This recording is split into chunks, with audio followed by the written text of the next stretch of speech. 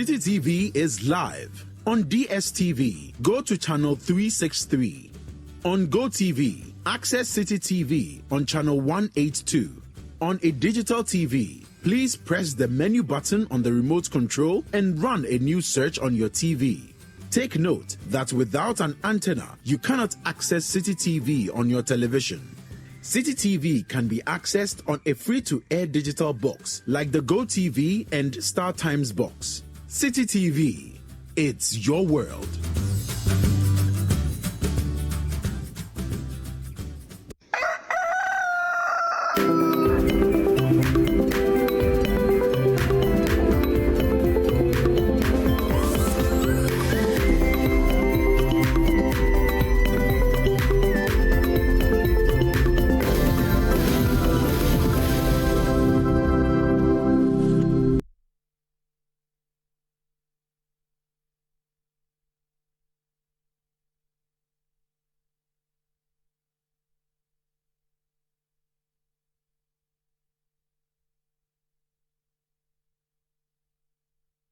Good morning, and welcome once again to Breakfast Daily. What a beautiful morning it is. Thursday, today, the 18th of June. My name is David Kwekusechi, and you're welcome to Breakfast Daily wherever you are in the world.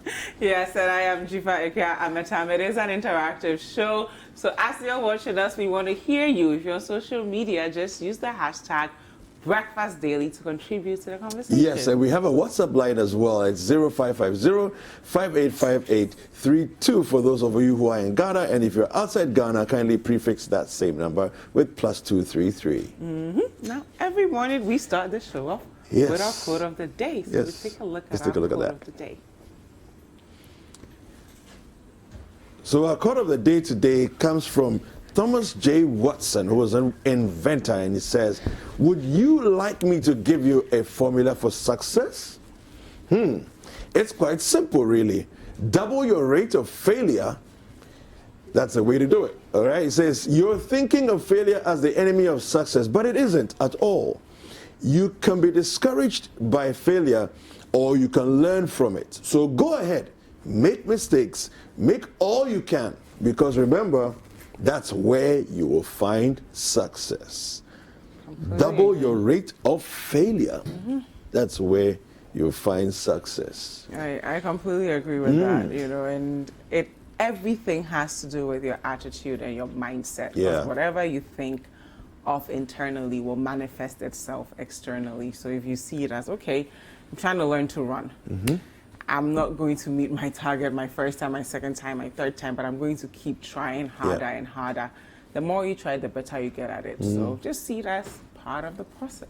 Exactly. No, it's a fantastic quote. I mean, the tendency for us to cower, away and shy away from trying again. As we get older in life, it's more. It seems to become more rampant for people to just want to say, "Look, you know what? I'm tired. I'm giving up." Children don't do that, though, do they? Yeah, they fall down, try again, fall down, try again. But somehow we almost like we learn from experience not to try, because it's like it's too painful, it's too hard, too difficult to deal with emotionally. But here we are, and I think it's important for us to stay positive and remember that just as we did when we were kids, the same thing is the formula for success. Definitely. Keep trying. I completely agree. And speaking of keeping on trying, we still have coronavirus on our hands. Our positive cases are now at 12,590. It's getting crazy. Okay, we heard news of some 96 health workers in Kumasi, testing positive for coronavirus. A doctor passing on.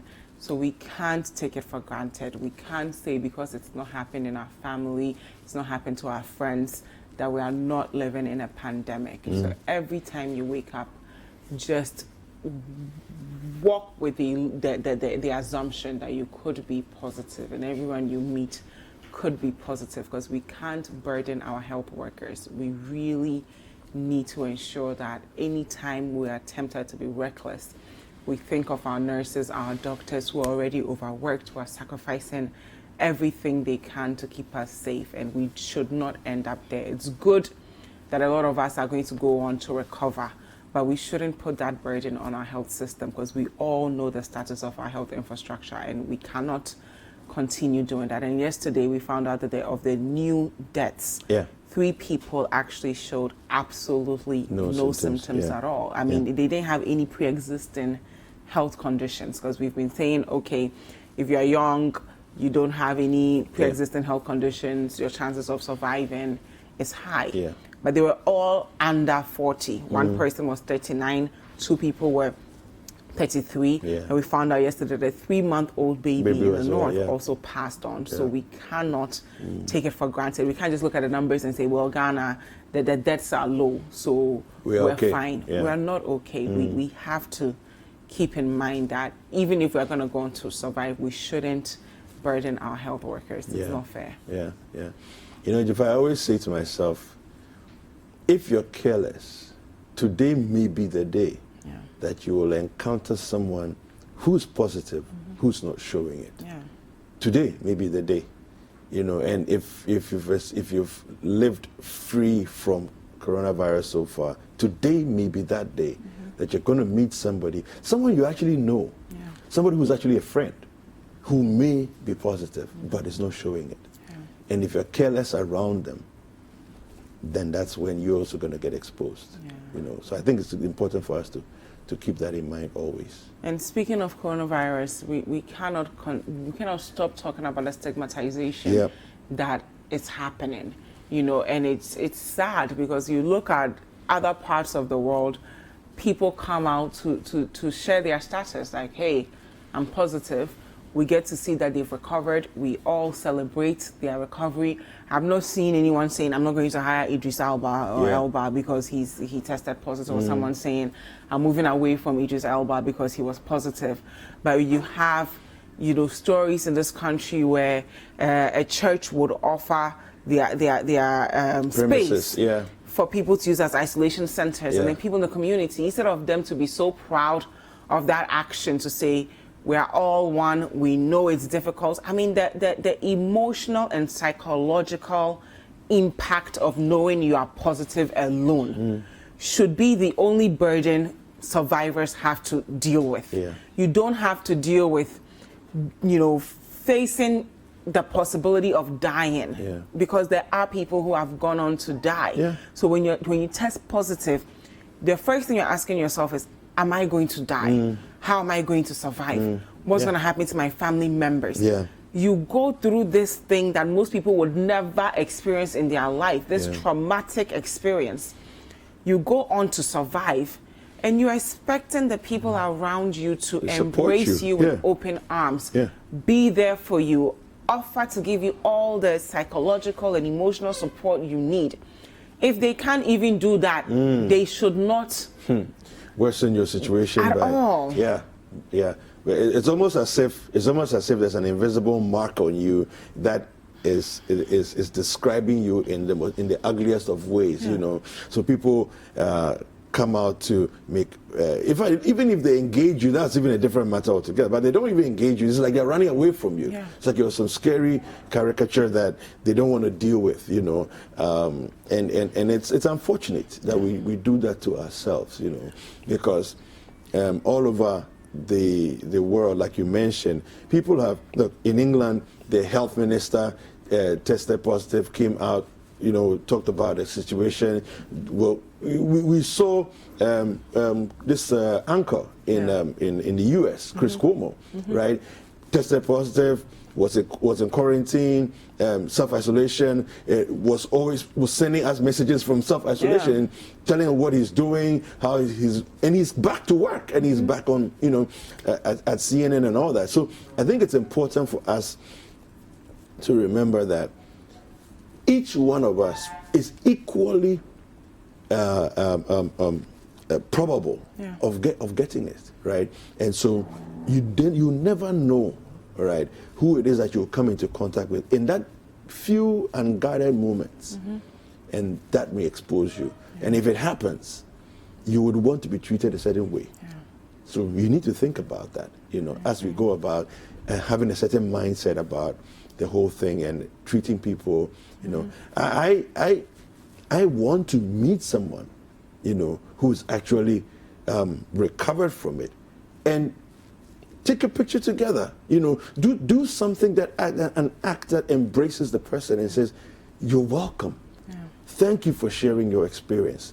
Thank you for letting us know how you feel, how it felt, and what you went through." You know, Frederick Dra, our first case that we talked about. First survivor.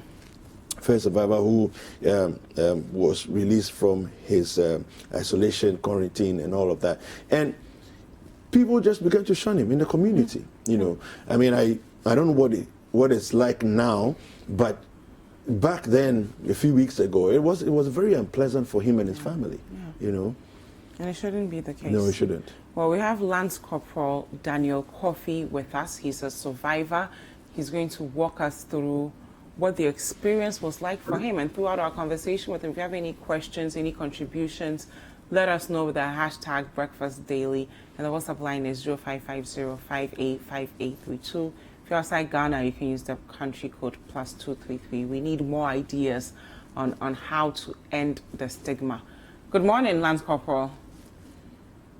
Hello, good morning. How are you?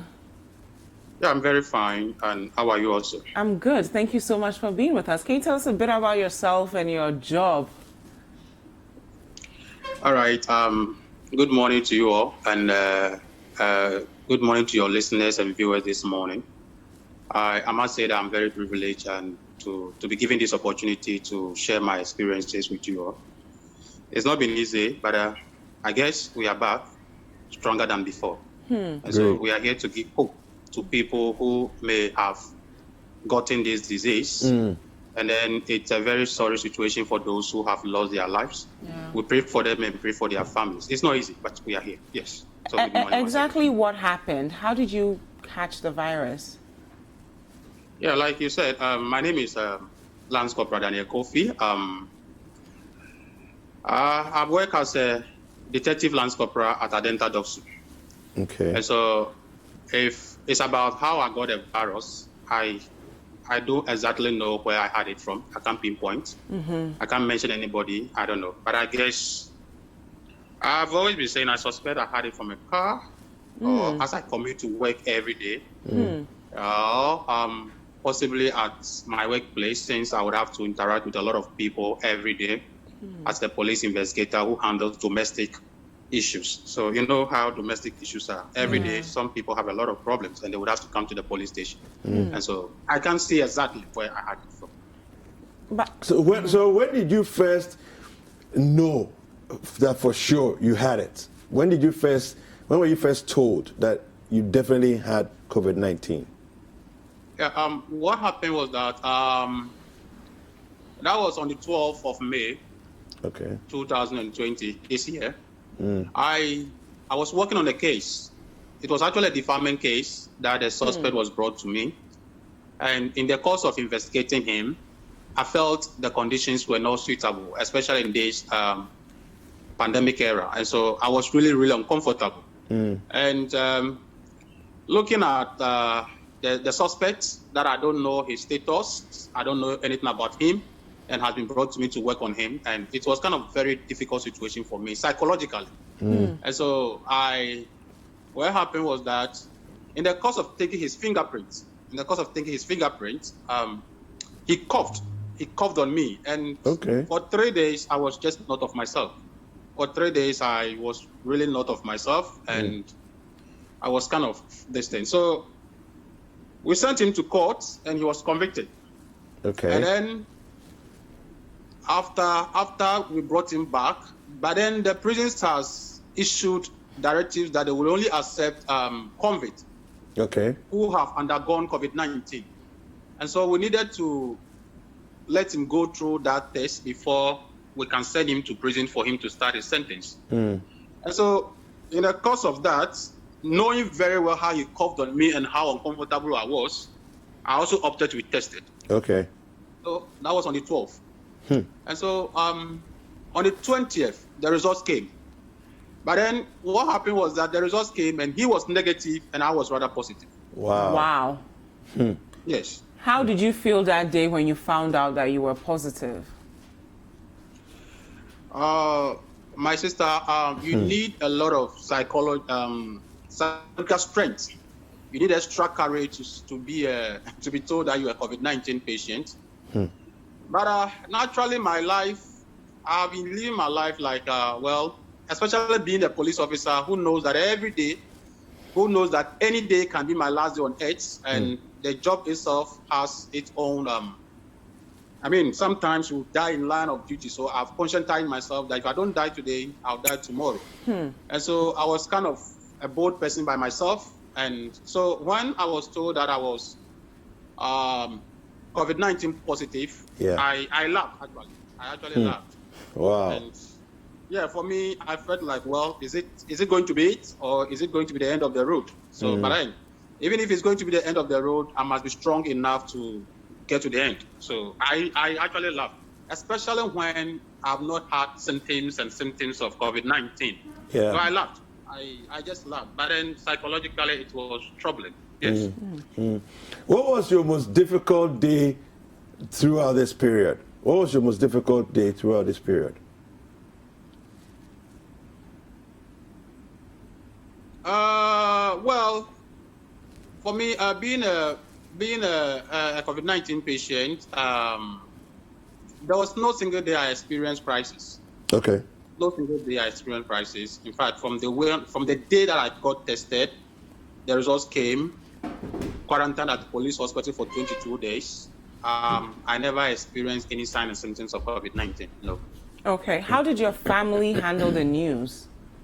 That is a difficult aspect of it, especially when my wife suddenly had signs and symptoms of COVID-19, even though no one has told her that she's COVID-19 positive. You can imagine.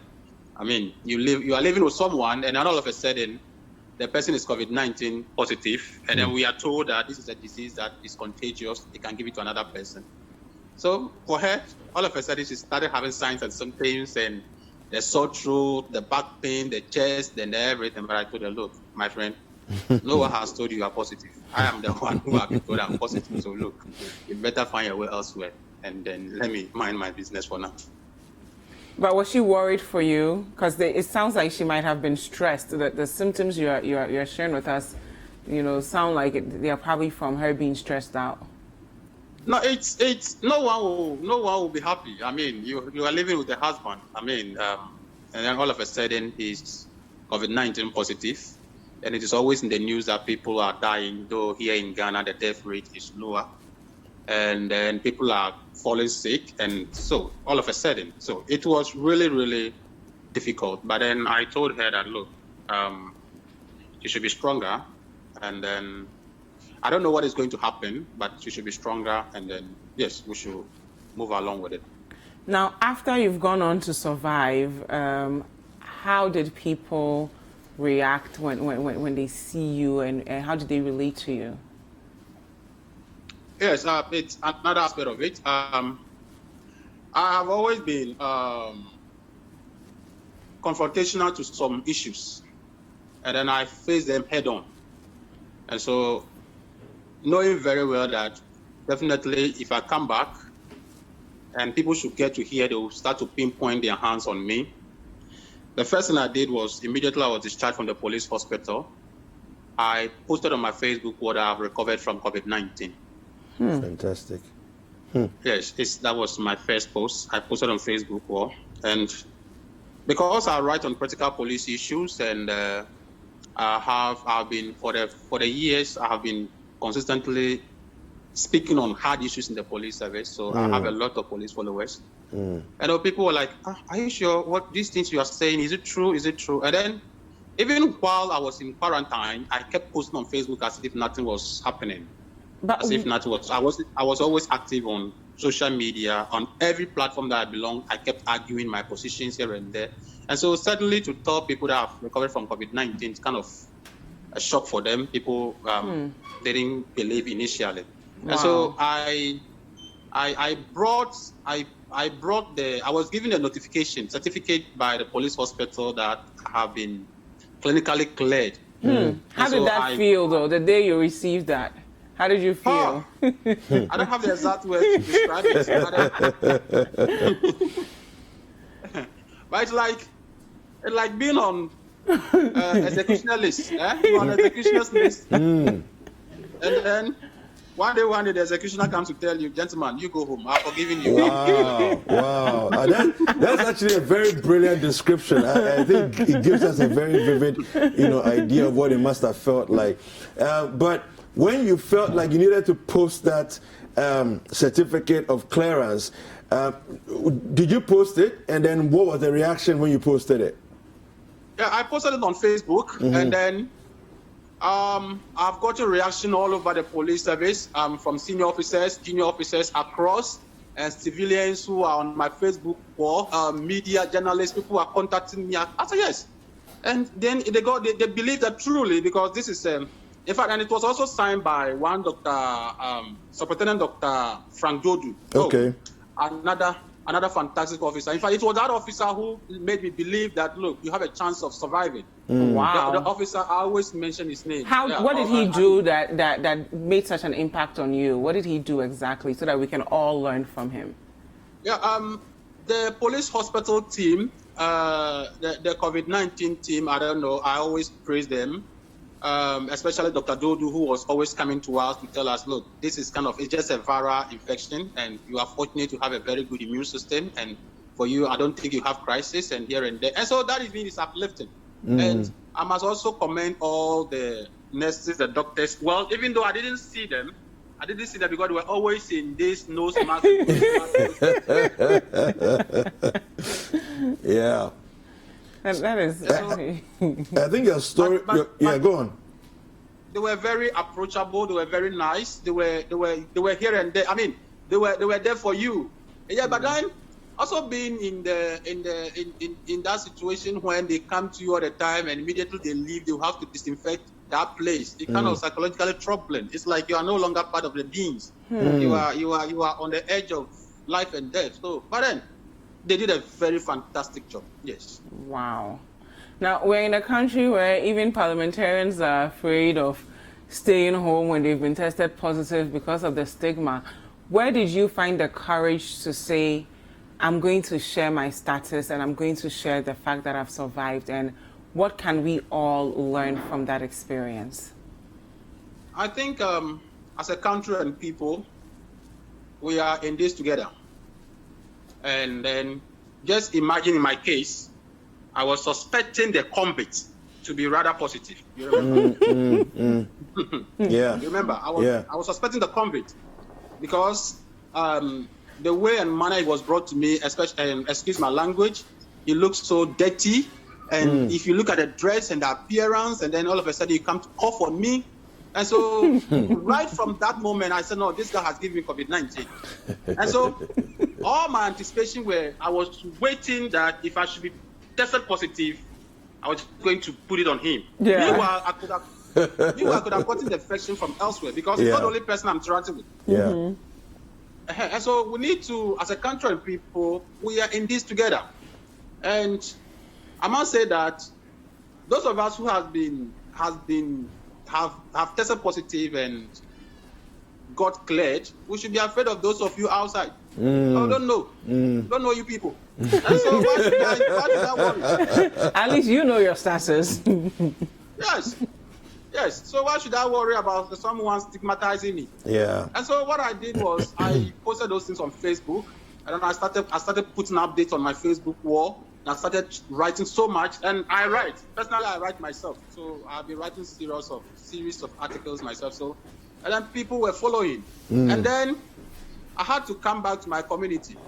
And so when I came back to Abokobi, where I stay, I know definitely some formations have slipped around. So I came back, and I'm very popular in my area because I play football with the area boys. Okay. We do so much together. Yeah, and though I'm a police officer, but I live my life with them. I mean, we go up and down. Wherever we have to go and come. Yeah. And so they were like, officer, me who watch you? I said, oh, who me watch? Me coronavirus you na makwaba. Wow. I think that deserves an applause, man. That is brilliant. To even be able to say that categorically and clearly that minya coronavirus na makwaba. I think that's definitely worth applauding. Thank you very much for doing that. Yes. So what was their reaction? Yes, you can ask anybody who knows me. That's how I do my things. And so I'm kind of, you see, we need to reduce the fear of death associated with COVID-19. We must give a lot of people hope that, look, you'll survive. That is one. And then we should let people know that, look, it's not everybody who will get COVID-19 and even fall sick. In my case, after the time that I got tested, I suspect and calculate that I was positive for about 2 weeks. Wow. Yes, because there was a situation in our office, and they came and tested us. So that test, I was negative. Okay. So between that test and the 12th May, it's about 1 month or 3 weeks. Okay. And so I suspect, so I was like about 3 weeks or kind of positive, kind of that. And so, yeah, so we need to give people that hope. And another thing I would want to talk about it is the fact that if someone is COVID-19, especially with the protocols, because they say we should wash our hands, it's like the disease is on your hand. No.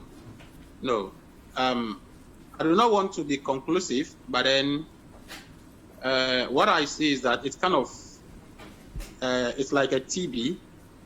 The more you cough and the more you bring those stuffs around you, you contaminate your immediate environment, and then you put people closer to you at risk. Wow. And then, Lance Corporal, where do we follow you on social media? Because it sounds like you have a lot of nuggets that we can learn from.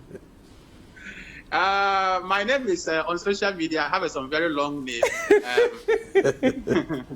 Yes, I have one of your guys is my friend Anas. Okay, we'll get it from Anas.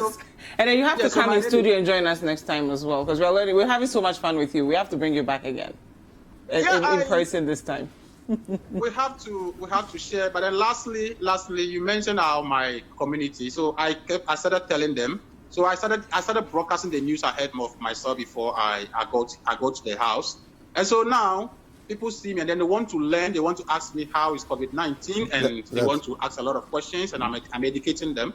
So I think that's the way to go. Thank you so much, Lance Corporal Daniel Kofi. We have run out of time, but you'll join us in future, and then we'll hang out properly and talk about all the things we need, even just your attitude alone. I think we can learn from your optimism and your positivity. But thank you so much for sharing your story with us. Thank you.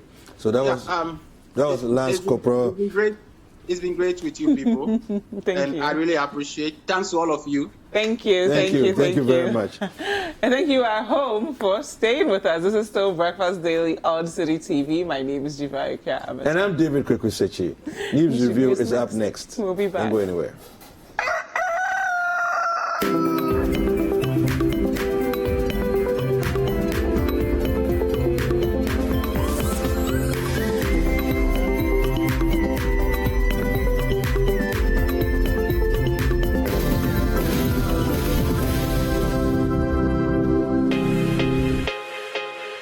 There is no promise we cannot keep. There is no commitment we cannot honor. There is no delivery we cannot guarantee. There is only one Bethel Logistics Company Limited, a licensed international freight forwarding and clearing agent, a trusted global brand with an extensive network for the movement of air freight and ocean freight worldwide. We are the trusted name for road freight into Western and Northern Africa. We are fully accredited by Ghana Customs and Excise. We cater for all your freight forwarding, customs clearing and forwarding, cross trades, inland transportation, internal cargo tracking systems, customer freight costing and consultancy, cold chain logistics management, logistics and warehousing, quality inspection, and much more. In Accra, Tema, and Takrady, we are always available to ensure easy movement of cargo countrywide. Call us on 0204 528 900 or 0244 707 859. Email info@bethellogistics.com. Locate us in Accra at North Ridge, adjacent Accra Girls High School, or in Tema at Community 4, or in Takrady on the second floor of the GCB building. Website bethellogistics.com. Bethlog, experts in shipping logistics.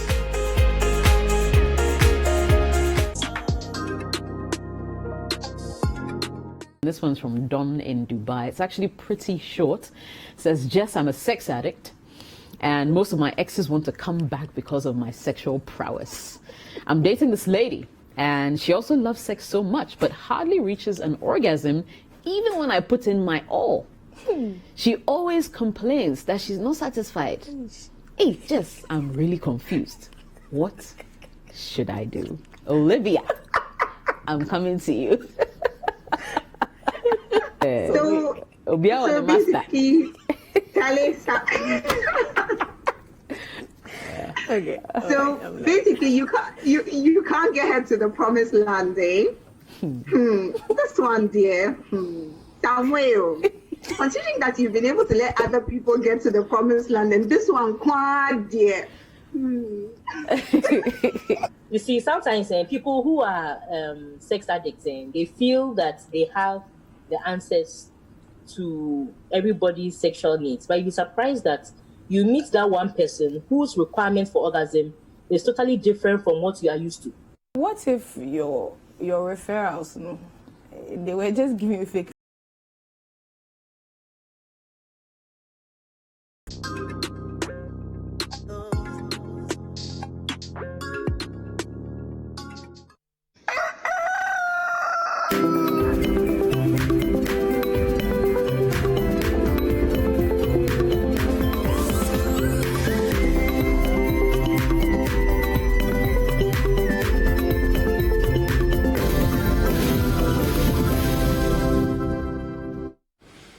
Welcome back from that break. It's time for us to do a news review. Now my guests are already seated. I'm going to introduce them to you in just a minute. I'm going to go through the headlines of the dailies that we have. We'll do some online stories and then we'll come back. I'll introduce my guests to you and we'll have a conversation. Now, the show is interactive, so kindly on social media use the hashtag BreakfastDaily, and we have a WhatsApp line as well. It's 0550-585832. If you happen to be outside Ghana and watching us, kindly use the country code +233 to prefix that. Now, on the front page of the daily graphic, we have MPP parliamentary primaries, 26 hotspots identified. Legal Counsel cracks whip on 10 law faculties. 1 million Ghana cedis earmarked for 2020 presidential pitch. NDC signs peace document. All right, and the front page of the Ghanaian Times. Government launches 1 million Ghana cedi presidential pitch to provide capital for young entrepreneurs. President Kufuor to launch collaborative education project. COVID-19, government to supply SHSs with special cellular phones. NIA detects 32,752 double registrations in ongoing card registration.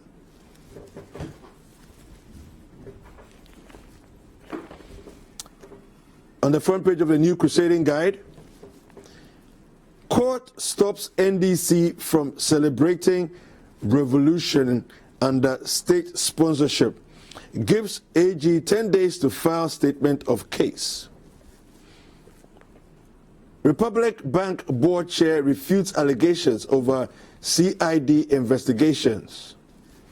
Goma Fete chiefs threaten demo against police chief. COVID-19 fight. Zoomlion assures Ministry of Education students of completing disinfection of SHSs. Ghana Dangways support Jean Mensa over new voters register. Breaking MTN's monopoly will promote healthy competition among telcos. On the front page of the Chronicle, state losing billions at Tema Port as strike intensifies. Investigate missing cocaine saga. This is from the Minority. Man desilts gutter for failing to wear face mask. 97 health personnel contract COVID-19 in Ashanti. On the front page of the Business Finder, we have 10 startups to share 1 million Ghana cedis in Presidential Business Pitch Season 3. That's Dr. Awal speaking. GPHA secures consultants for Port of Keta feasibility study. Ecobank Ghana receives Green Climate Fund invitation. Now let's do some online stories. And on citynewsroom.com, I don't mind seeking permission to dredge choked Ayawaso drains. This is coming from John Dumelo. Claims we are massaging COVID-19 death figures unfair, says Ghana Health Service. 224 stranded Ghanaians arrive from the UK. NDC signing of roadmap to ending vigilantism, not U-turn, says Alex Sebefia. EC receives 400 million Ghana cedis for 2020 general election. And on citybusinessnews.com, we are adopting innovative ways to sustain gold production. This is coming from the Chamber of Mines. City Business Festival, intensify efforts to reduce imports, food imports, post-COVID. RMG urges government. Tackling youth unemployment, Business Development Ministry launches third presidential pitch. We'll leverage on technology to boost efficiency within new tax audit unit. This is from the GRA. Richard Nunekweku writes, top 10 things to know before deciding to go into farming. And on My Joy Online, seek clarification. We are not reducing polling stations in new voters register exercise, EC to minority. GRA Customs Division begins investigation into missing 100 grams of suspected cocaine. And on BBC.com,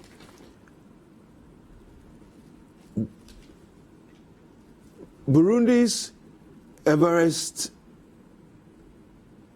Ndayishimiye to be sworn in as president. All right, and then for more news, kindly visit citynewsroom.com. And for more business news, kindly visit citybusinessnews.com. And so, like I said earlier, the show is interactive, so kindly engage with us on your thoughts with hashtag Breakfast Daily. And also our WhatsApp line is 0550-585832. Now, my guests are seated. We're going to delve into a lot of conversations surrounding the coronavirus pandemic. 224 people have returned to Ghana. What are their thoughts on these things and others? My guests are Nana Kofi Opong Damwa. He is the head of communications at the Ministry of Energy. Good morning. How are you doing? By the grace of God. It's been a while. Yeah. Yeah? You doing good? By the grace. All right. Okay, and my other guest is also seated. Ibrahim Murtala Mohammed. He's the NDC parliamentary candidate for Tamale Central. Good morning. Good morning. How are you doing? Alhamdulillah, we can't complain. Okay. And permit me to congratulate my brother. What does he want? He's now the head of communication at the Ministry of Energy. You never told me. I thought you would have shared this with me as a friend. But I've been at the same position for the last. I have never 4 had years. you been addressed as head of communication. This is the first time. Okay, guys. So congratulations. He's not current on the news. Just humbly accept. I'm just trying to let you know that Just humbly he's not accept. current on the news. I know what the two Just of you humbly are up to already. accept So Just humbly accept my congratulatory. Viewers have realized they are not current. So. all right, so we're going to be talking about, first of all, the 224 stranded Ghanaians who have arrived in the country. Let me quickly read a story for you. As our case count hits 12,590 with 60 6 deaths and 4,410 recoveries. All right. So the first story is citynewsroom.com. 224 stranded, in quotes, Ghanaians arrived from the UK. 224 Ghanaians have arrived in Ghana from the UK as part of the government's efforts to evacuate Ghanaians stranded abroad because of the novel coronavirus. They were checked in by the Ghana Immigration Service personnel and health officers on Wednesday. The returnees had agreed to pay for hotel bills and their flight. The government's precondition for evacuation was that the stranded citizens bear the full cost of their 14-day mandatory quarantine when they arrive in the country. These arrivals will be quarantined at the Airport View Hotel, Aliza Hotel, and Marriott Hotel. Stay at the hotel at the Airport View Hotel, is costing 500 Ghana cedis a night. Aliza Hotel is going for 600 cedis a night, and the Marriott Hotel is going for 600 cedis a night. A second batch of Ghanaians from the UK is expected to arrive this Sunday. The government has indicated that it has so far evacuated 856 stranded Ghanaians back to Ghana. Also, 245 Ghanaians were deported from Kuwait and allowed into the country by the government. The government has indicated that Ghanaians stranded abroad will be addressed in phases. Government's precondition for evacuation is, however, a source of concern for some of the Ghanaians abroad who have described them as excessive. Some say they cannot afford the cost of quarantine because they've run out of money. The Ministry of Foreign Affairs and Regional Integration responded to the concerns, saying consultations were ongoing with a view to reducing the cost. Now let me start with you, Nana Kofi.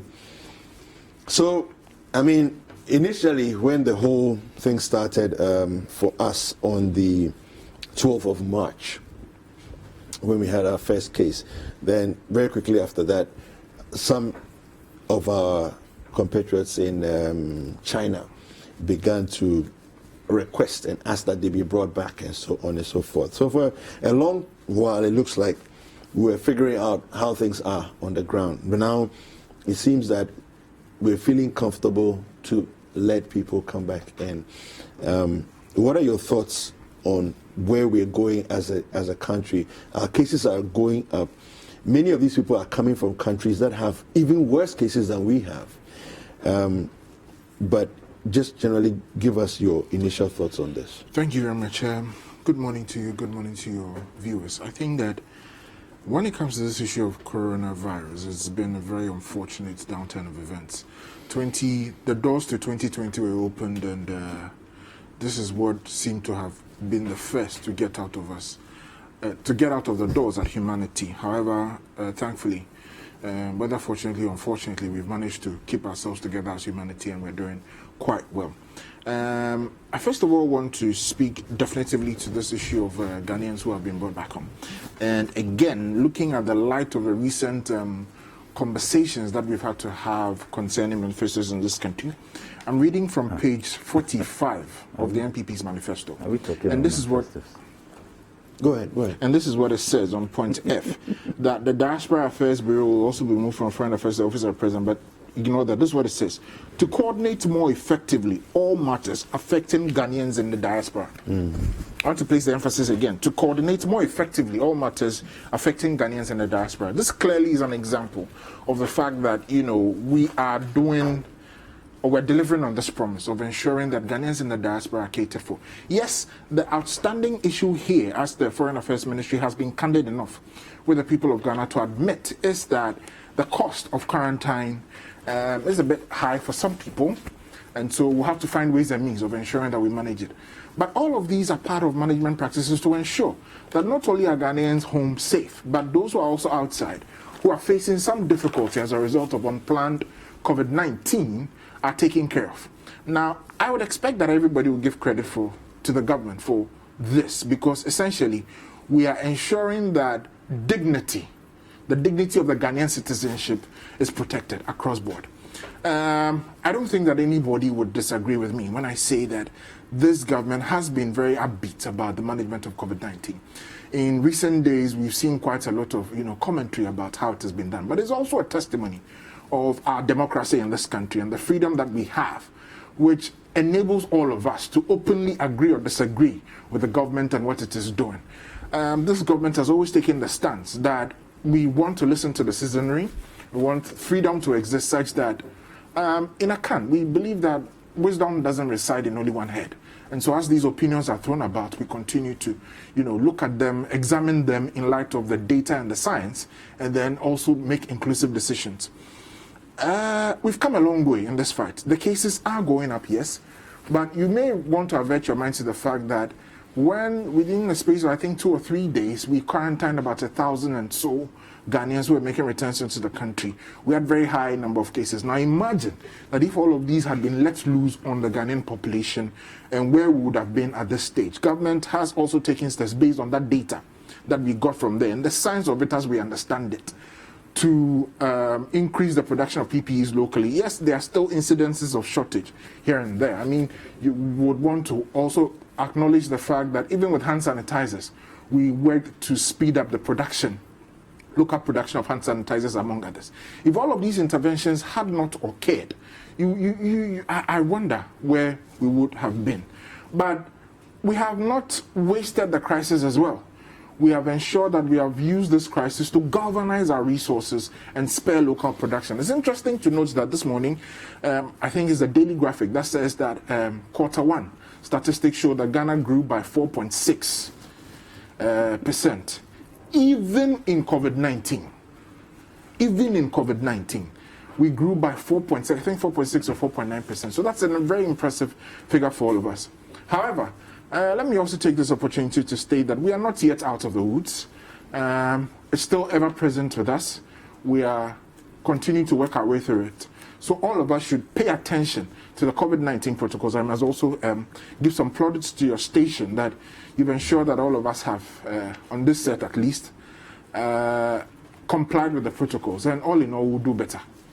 All right. Okay. Thank you very much for that. Let me come to you, Ibrahim. So your thoughts on where we are. Is it the time to be bringing more Ghanaians who are coming from countries that have higher cases than we have? Is this the time to be doing that?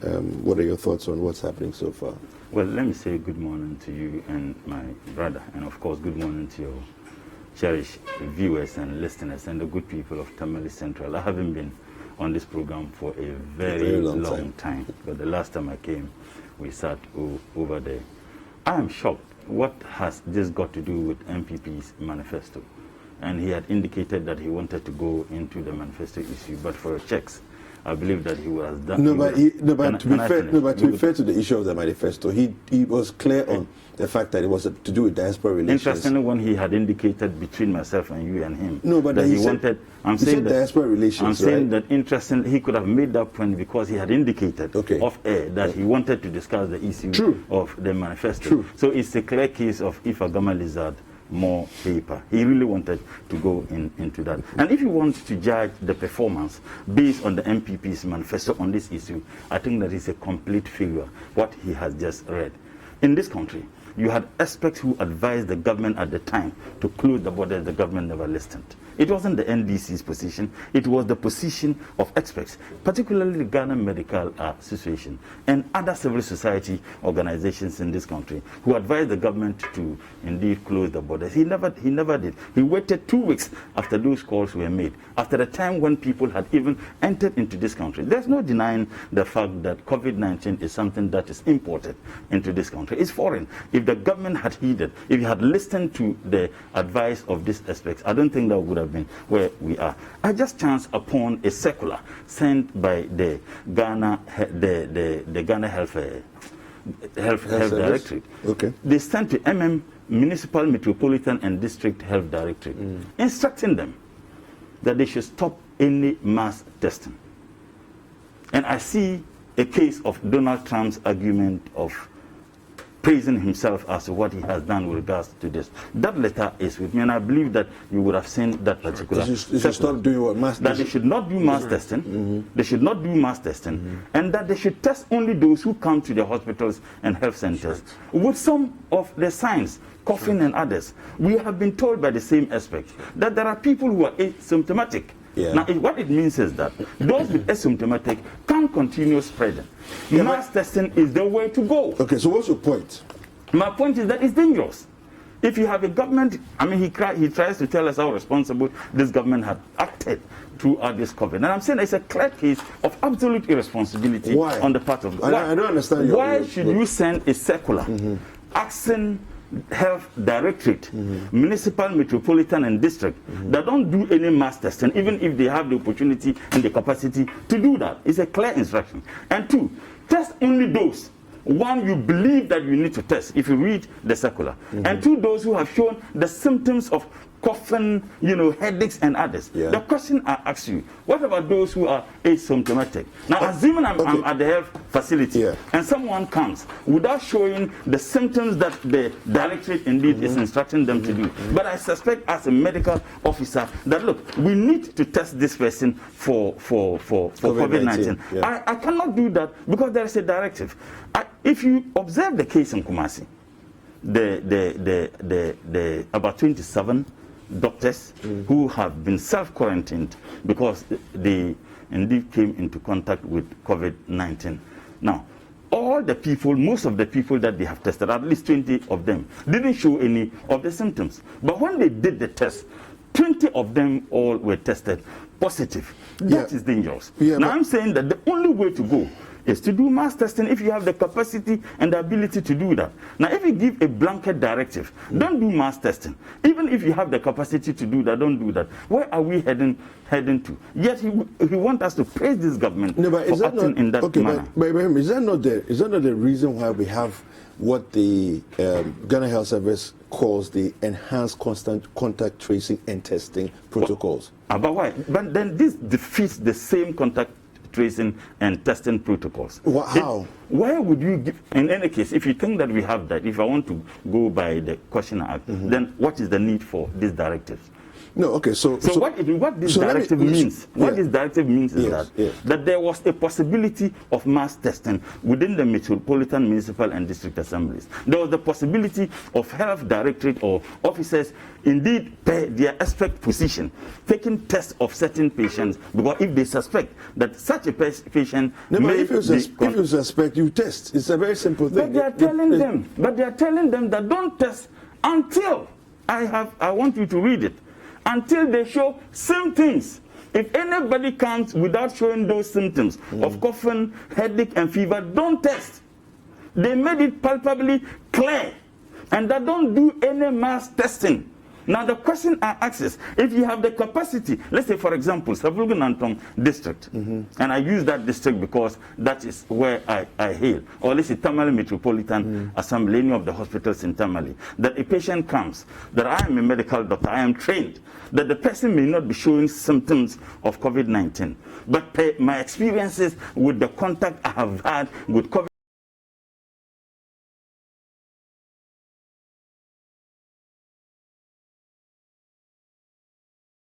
is very clear. Only do the test when the person is showing specific symptoms.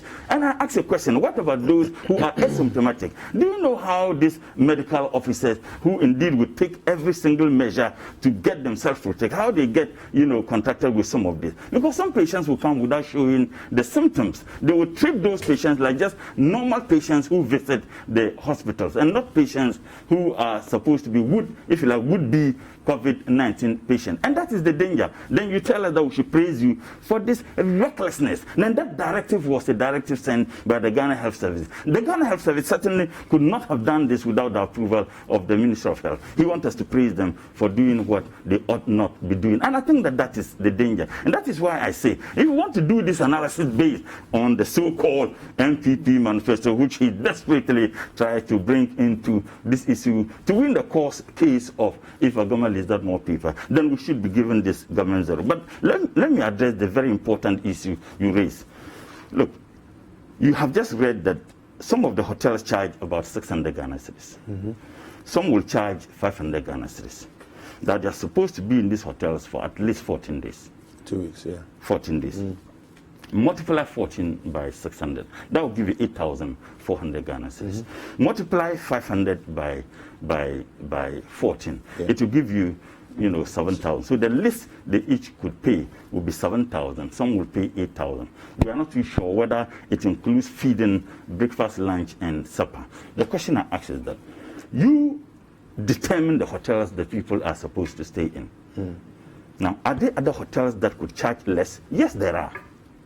What was the motive in identifying hotels that would charge more when you have alternatives? Or is it a case that the hotels that would charge less will be unwilling to accept those people who are coming into this country? I don't think so. I mean, I think that if you look at it in terms of from a public health perspective, it makes sense to host people in certain hotels because of their infrastructure capacity. So I don't think. I mean, you are suggesting that there may be something untoward going on here, but I'm not sure that's necessarily the case. That? Yeah, but you're saying that there are other hotels that are way cheaper. So that means something. I just said, are there other hotels that would charge cheaper than this hotel? And I said, yes, there are. Yeah. Now, and so you are asking what's the motive? But on what basis would you conclude that I'm suggesting that there's something untoward? I'm just asking questions. Okay. I'm just asking, and those questions ought to be answered by those in authority. Okay, fantastic. Why is it that we'll take a short break. We'll come back. You'll continue your questions that you have for the authorities. We're going to take a short break. Please don't go anywhere. We'll be right back.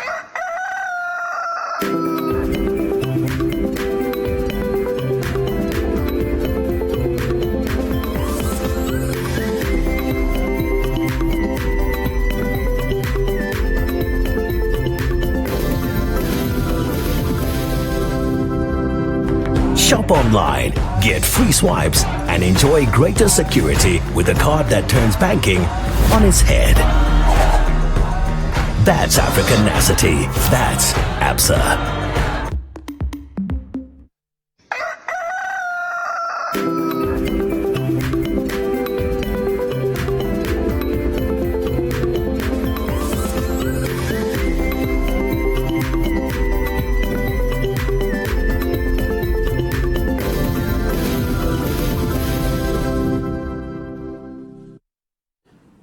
Welcome back.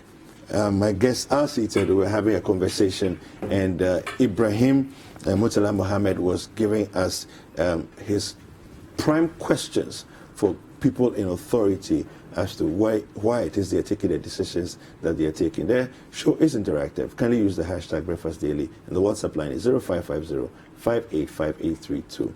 All right, please go ahead. So the point I was just making is that now, if there are other alternatives, now if you explain to me that because sometimes maybe the facilities available, what kind of facilities will be existing in any hotel that you may not have them in another hotel as long as it borders on health prevention?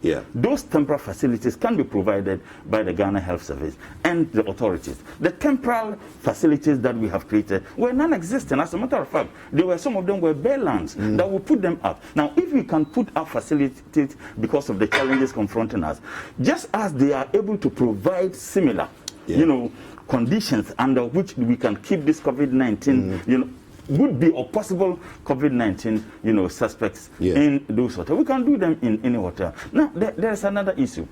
We should also take cue from what other countries have done. If you take some of the African countries, what they do is that if they have citizens they want to bring, let's say, from Dubai, they would have done the testing there, first and foremost.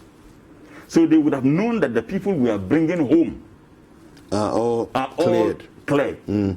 Now, that notwithstanding, even if they are cleared, you still bring them home, you will still let them have the mandatory 14-day quarantine. The reason why you do so because even from the destination that they are moving, anything can happen. You still do that. Now, you haven't done this. Now, if you are just bringing them and then you have some selection, the first people you brought in, you put them in hotels, you fed them, you did everything.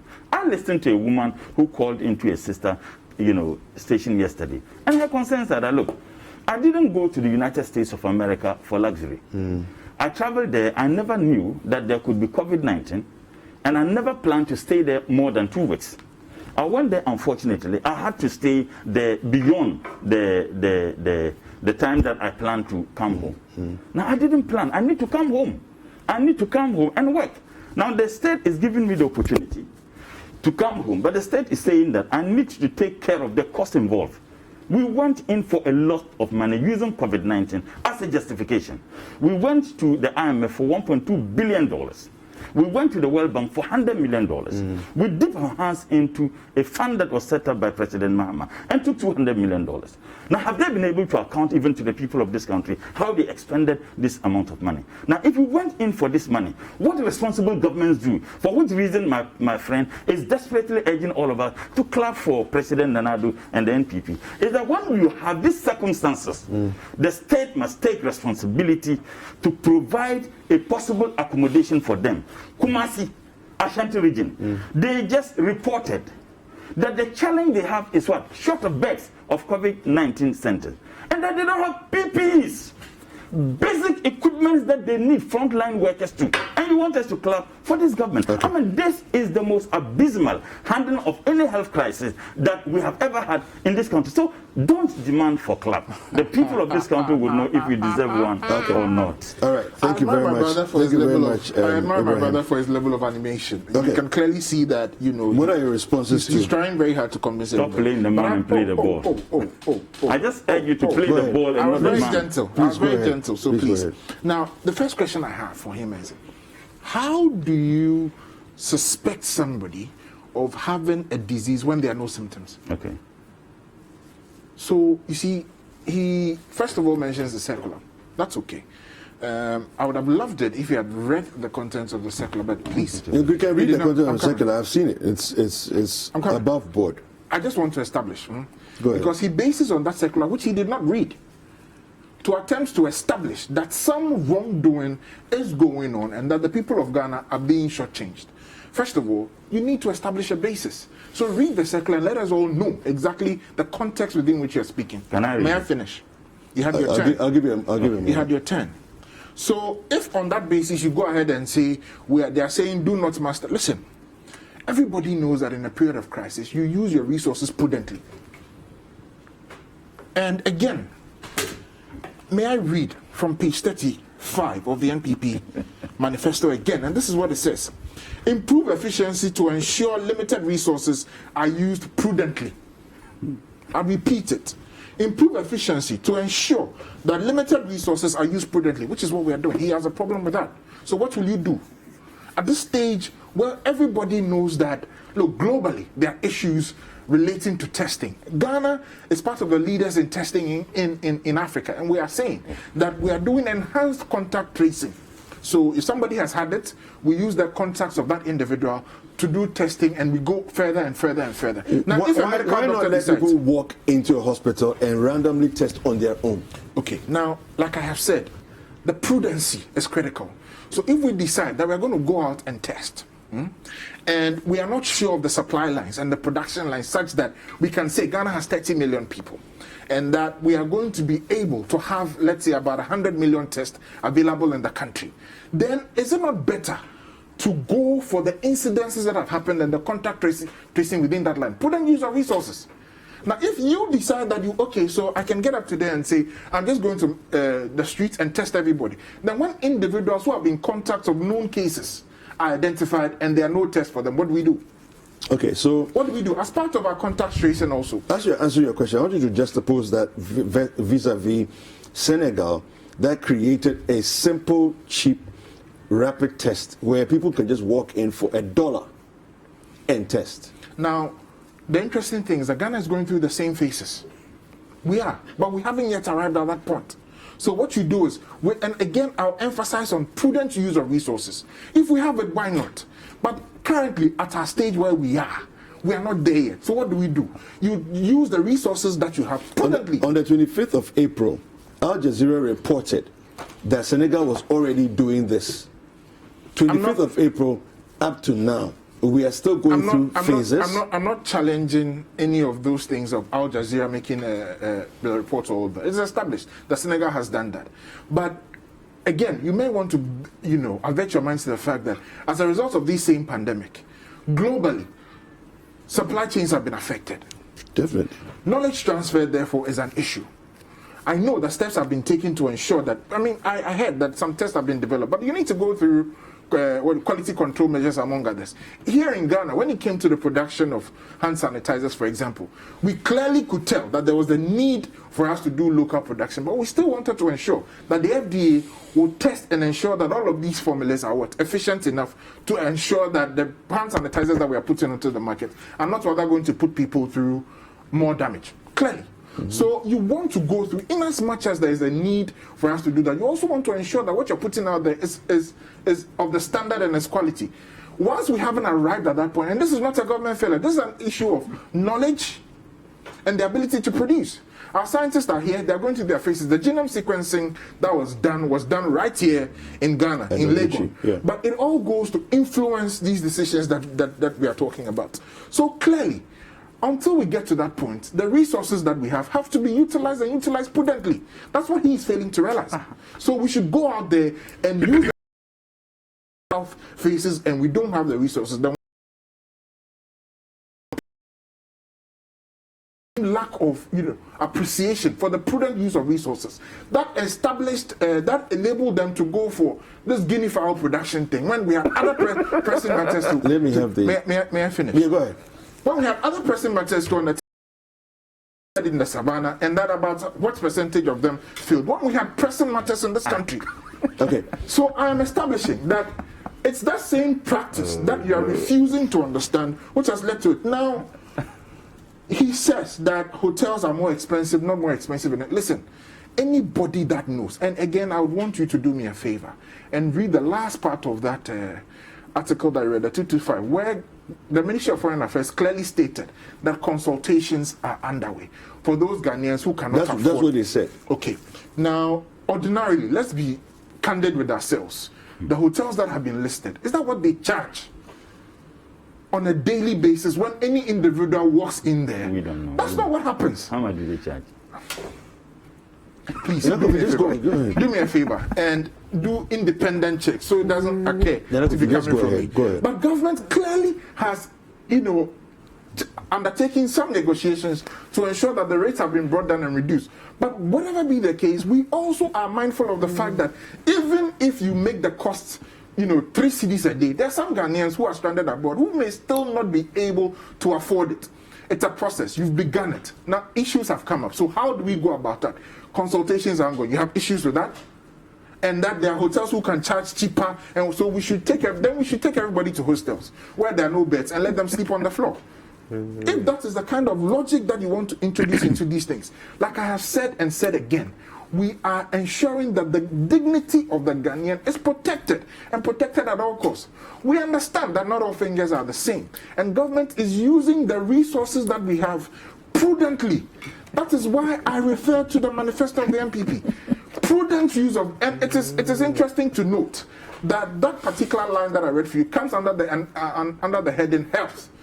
So I beg you, all right. What is clear, what is uncontestable, I can see my friend with all his animation trying very hard to distract and trying all that he can to ensure that the people do not get the point. But listen, everybody knows.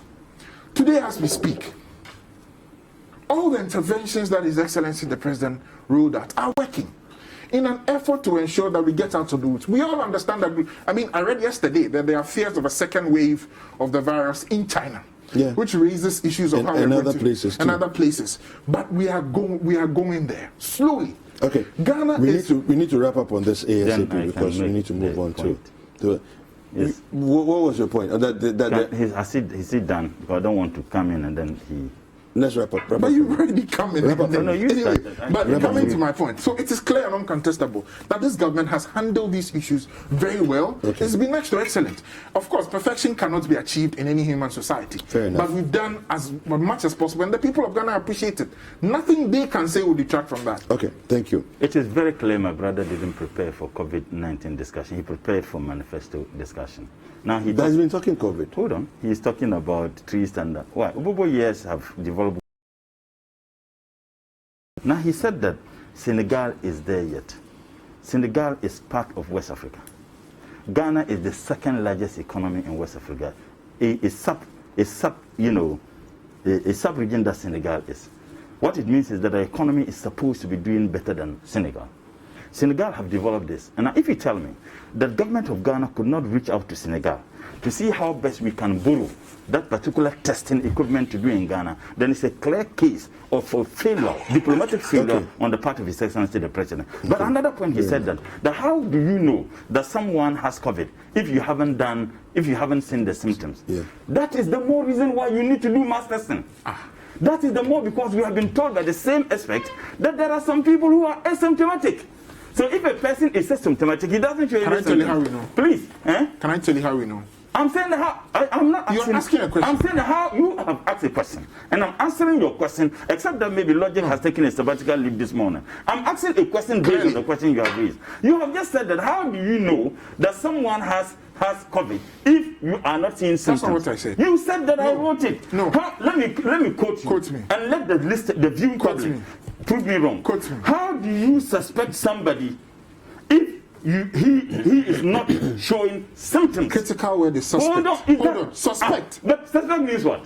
When you suspect, you diagnose. A doctor can suspect without. So if there's a suspicion, then you test. Please allow me. That is the more reason why. So you agree you're wrong. The suspicion. Those who are asymptomatic, when the experts advise, you won't even suspect because they don't show any sign. And I'm saying contact tracing has got nothing to do with those. You know why? Contact tracing in the first place, there have been questions raised. How do you even identify all those who came into contact with the person who has been tested to be positive? You cannot. Except that you are telling me. What do you mean to be positive? You identify the contact and you test. You cannot trace all contacts. People who have come into contact with people who have been tested to have COVID-19 anywhere in the world. There will always be a margin of error. So that is why I'm saying that contact tracing, cures this. And I'm saying that there are some people who are asymptomatic. Guys, if a person is asymptomatic and the person walks into any hospital or any health center, he may not show any sign. That is the reason why, if you have the capacity and the ability to do mass testing, you do the testing. Okay, yet you have a circular that is being sent. You are challenging, and you just read the circular. A circular that is being sent. So the circular that was sent, basically says it is coming from the central region. It's not from national. It's from central region. It doesn't matter. No, it does. It does. How does it matter? And it says central region where? And it says categorically. Central region where? Ghana Health Service. Exactly. So it doesn't matter. It can come from. It can come from Zuarungu. No, it does. It's very interesting. You see, because listen. Who was it signed by? It was not signed by Dr. Waje. Who is Dr. Waje? Yes, he's the head. No, you see. So how do they operate? Central region can be the Dr. Waje. They are giving instructions specifically to the hospitals under their care. I am saying that they cannot do that without the directive from the head. And it says in the circular that unless given a directive by the director of the Ghana Health Service, these are the protocols that they want them in the region. In the region. My goodness. The question I ask you is that you have City TV, City FM. So, for example, I'm coming. You have your reporters. What you're suggesting is that this directive then covers people in the Volta region. Hold on. It doesn't. I haven't said that. So then your argument is moot. No, how is it moot? I have just told you a directive that is being sent by Ghana Health Service with Ghana Health Service letterhead. Yes. Hold on. To hospitals in the central region. It doesn't matter. It can be hospitals internally. What matters is that it's a directive that is sent in the name of Ghana Health Service. Are you then telling me in fighting COVID-19, the COVID-19 fight in central region is different from that of Volta region? This is what we have. You know other circulars that have been sent in other regions. It doesn't matter what. So except that you are telling me the central region operates in isolation. Have you seen other circulars from other regions? This is what I have just seen this morning. Okay. Are you suggesting this to me? This was released on the 16th of June. I saw it this morning. Okay. Are you suggesting to me the Central Region Ghana Health Service operates independently of the national headquarters? Unless we see, we see, you don't need anybody to tell you service as a state national. Then it's not. I have worked in government. He has worked in government. You are a fine journalist, and I have no doubt at all about it. State institutions do not operate in isolation.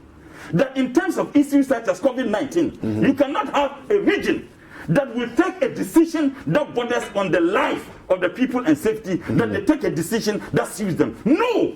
That decision must be sanctioned and approved by the head. And even in the letter, he himself said, except that there's a change in what we just read by the Ghana Health Service. He was the one writing it. He was making that in reference to the headquarters. If you tell me Central Region operates in isolation, that they can take decisions in Central Region, come on, let's get serious. So what you're saying in essence is that this covers all hospitals in Ghana? No, I just said that this is a directive given by Central Region. And Central Region cannot work in isolation of the head office. You can't have a bite of the apple again. I'm not trying to have an apple. I just want to we run out of time. We need to move on. You have the time. We need to move on. You prepare for manifesto. Manifesto is not being discussed. The next conversation we want to have, we want to talk about the ending of political vigilantism, all right? And the NDC has signed the peace document.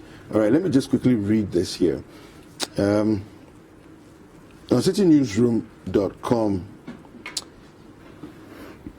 we have the NDC signing of the roadmap to ending vigilantism is not a U-turn.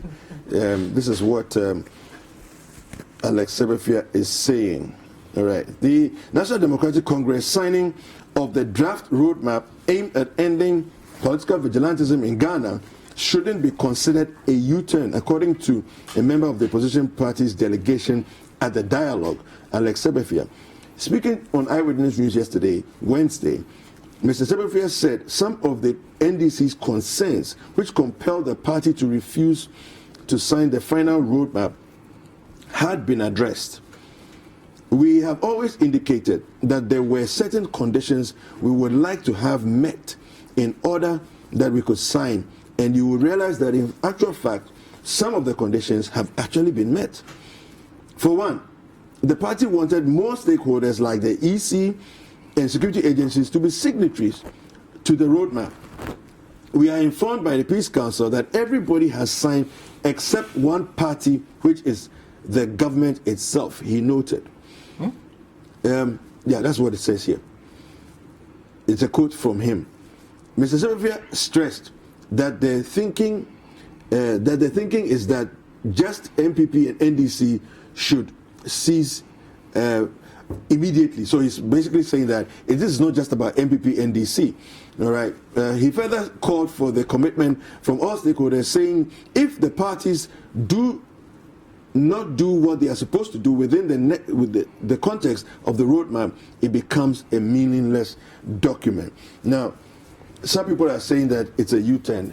Alex Sebefia here is saying that it's not a U-turn. What are the key concerns that you had that have been met that took you back to the table to sign? Well, first and foremost, I don't think that there can be a U-turn or V-turn or Q-turn in matters of security and peace, particularly when you are in an election year. The NDC has been consistent that you have a government that glorified violence. You have a president who, indeed, in opposition, demonstrated that he has a penchant for ensuring that pain is unleashed on the people of this country.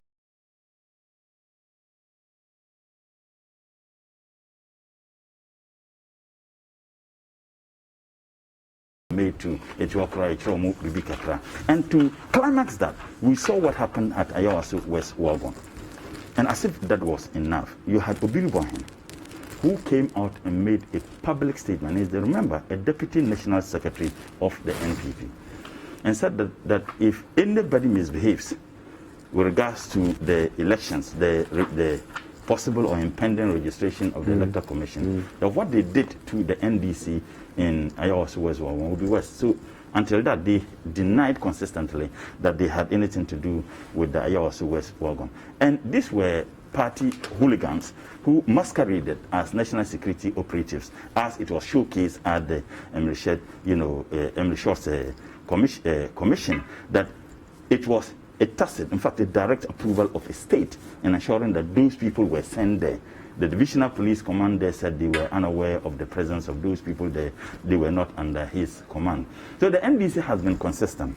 What the NDC demanded, the NDC said that, look, the government himself must also sign it. And I have seen that our friends in the NPP try to say that the NDC didn't need to question and ask and demand that the government must. We operate an executive system of government. The NPP is a political party. State institutions are not under the beheads of a political party. They are under the absolute control of the executive government. In this case, His Excellency, the President.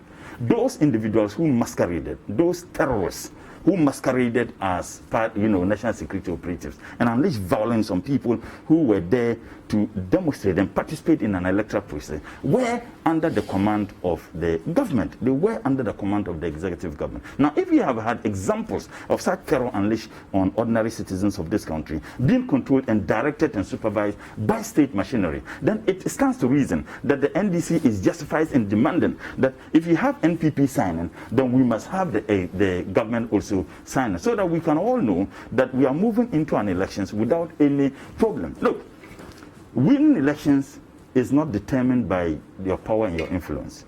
And also, you remember when the NDC made demands, you had the current Minister for Defense, my brother, Honorable Nitowo.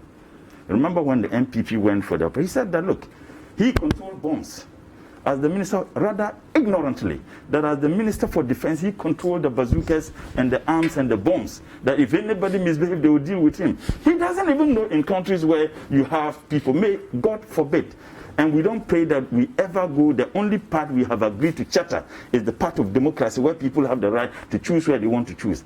But in a country where people mismanage the security in such reckless and irresponsible comments, when there is an upheaval, the military themselves will be thinking of their protection, and we may not get there. So when we have executive government and appointees of that executive government making such political irresponsible statements that indeed will endanger the peace, it starts to worry. So the NDC has never taken any U-turn. We are always committed to ensure that we have peace and transparency, and we would demand that the right things ought to be done. But it shouldn't be in the interest of anybody to want to, lead this country into a path that may not be good for us. I live in Mali, you live there. I don't have a visa anywhere to go. My family, my kids, my everything live here. And it is in my interest to ensure that we have peace and stability. But government has the absolute and the monopoly over machinery that can ensure the peace or the stability of this country. Government controls the arms per the Minister for Defense. I'm surprised to have heard the sort of commentary that I've heard. You are? And no, this morning, what he said. I think that the conduct of the two of us here shows clearly the attitudes of our political parties when it comes to these things. Unless I am wrong, and unless today is national, I don't know what to say. Please make your point quickly, because we're running out of time. Unless today is National Irony Day. Clearly, there's an article on Tuesday, 4th February 2020, which says NDC refuses to sign Vigilantism Code of Conduct. And you might want to verify this for yourself. No, we know the precedents to this. How then is that not a U-turn? When you refuse to sign the document, and they gave a litany of reasons, saying, among other things, that they do not even agree with the EC's attempt to get a new register for the people of Ghana, among others, and use that as justification for refusing to sign the document. Today you've come to sign the document, and you are telling us that it is not a U-turn, it's a straight line? And he says that they've been consistent in the sense that they had issues, and if the issues were rectified, they would sign. And the issues have been rectified, and they have come back to sign. The voters register is still there. Did we use that as a basis for not accepting any peace? Please read it. We used it as a basis. You did. Read it, you have it. See, it is, listen. Yakovi, you have 2 minutes. What falsehood on national television? Please stop. Yakovi, you have 2 minutes. Please. Clearly tells us the attitude of his political party, the level of animation. I need to and the level of lies. You have 2 minutes, please. And that's how disagreements come about. We have been clear, we've been unequivocal, and we've pushed for it in line with everything that we promised the people of Ghana. We have said that the security of this country is key, and we will ensure that this country's security is protected at all costs, and we will do so without any, fear or favor to any individual. I will not, and we should not allow any group of individuals to think that, because they were born out of so-called revolution, in fact, they have the ability to do whatever it is. As their own flag bearer. The flag bearer of a political party in this country stated clearly that as for them, they were born out of it and they cannot do it. This morning, here on this program, we have seen that there's a very small, here, in the four corners of the room. What do you make of the signing? Just end up for us. I just want to, I think that they have realized that they are being left out of the peaceful nation called Ghana. And so they've made this U-turn and are now attempting to say it is not a U-turn. I don't see how this is a straight line. Okay, fair enough. Thank you so much. My guest has been wonderful. Thank you to you, Ibrahim Murtala Mohammed, for joining us today. And then also to you, Nana Kofi Damwa, for joining us. The guests, the viewers, you've sent us so many messages. Let me quickly read a few of them to you. It says here, what the government is doing to those of us who are stranded. What is the government doing for those of us who are stranded in Japan? Nothing has been said about our evacuation. Currently, obviously, there's a lot of concern there. There are so many messages you've sent. Keep them coming. We've run out of time, unfortunately, but I want to say thank you to all of you. And we're going to come back with the next segment shortly after this break. Don't go anywhere.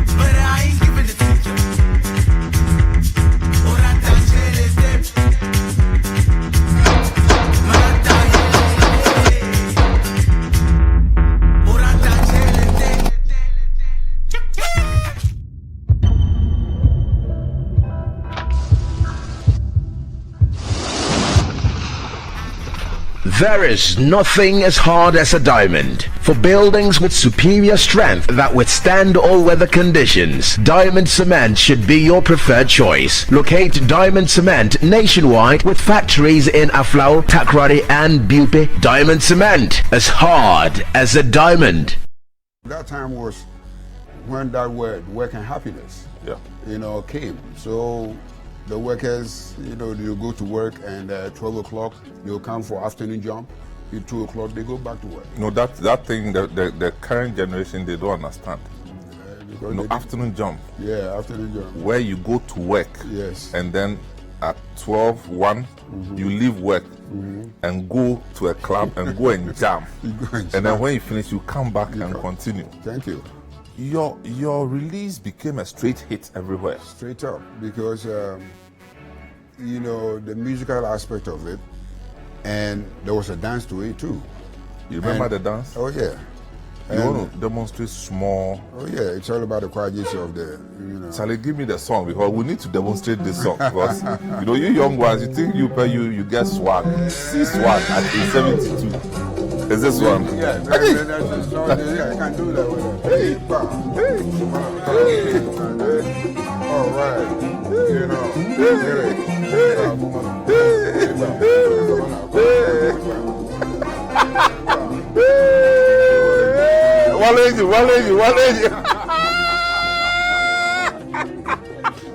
And I went to Apollo.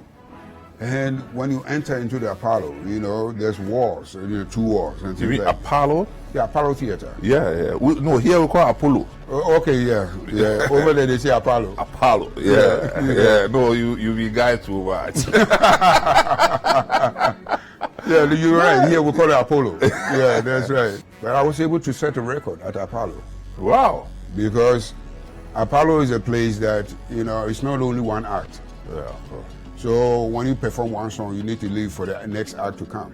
I was able to do 2 songs at a go. Wow.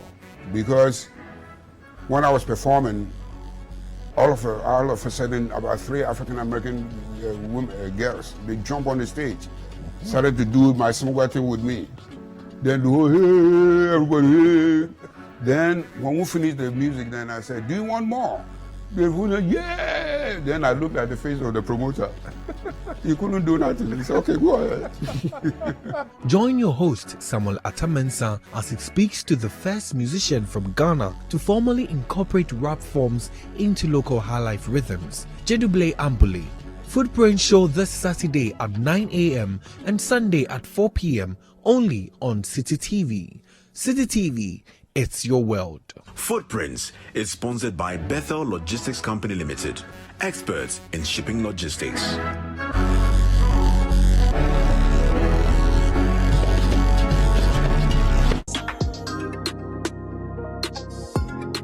This one's from Don in Dubai. It's actually pretty short.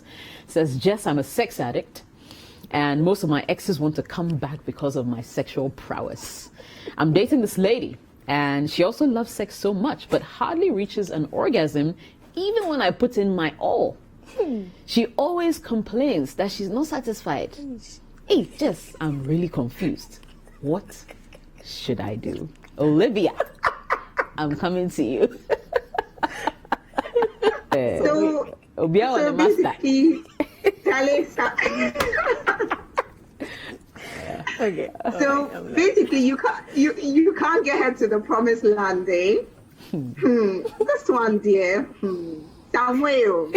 Considering that you've been able to let other people get to the promised land, and this one, quite dear. You see, sometimes people who are sex addicts, they feel that they have the answers to everybody's sexual needs. But you'll be surprised that you meet that one person whose requirement for orgasm is totally different from what you are used to. What if your referrals, they were just giving you fake fans? Oh, my sister.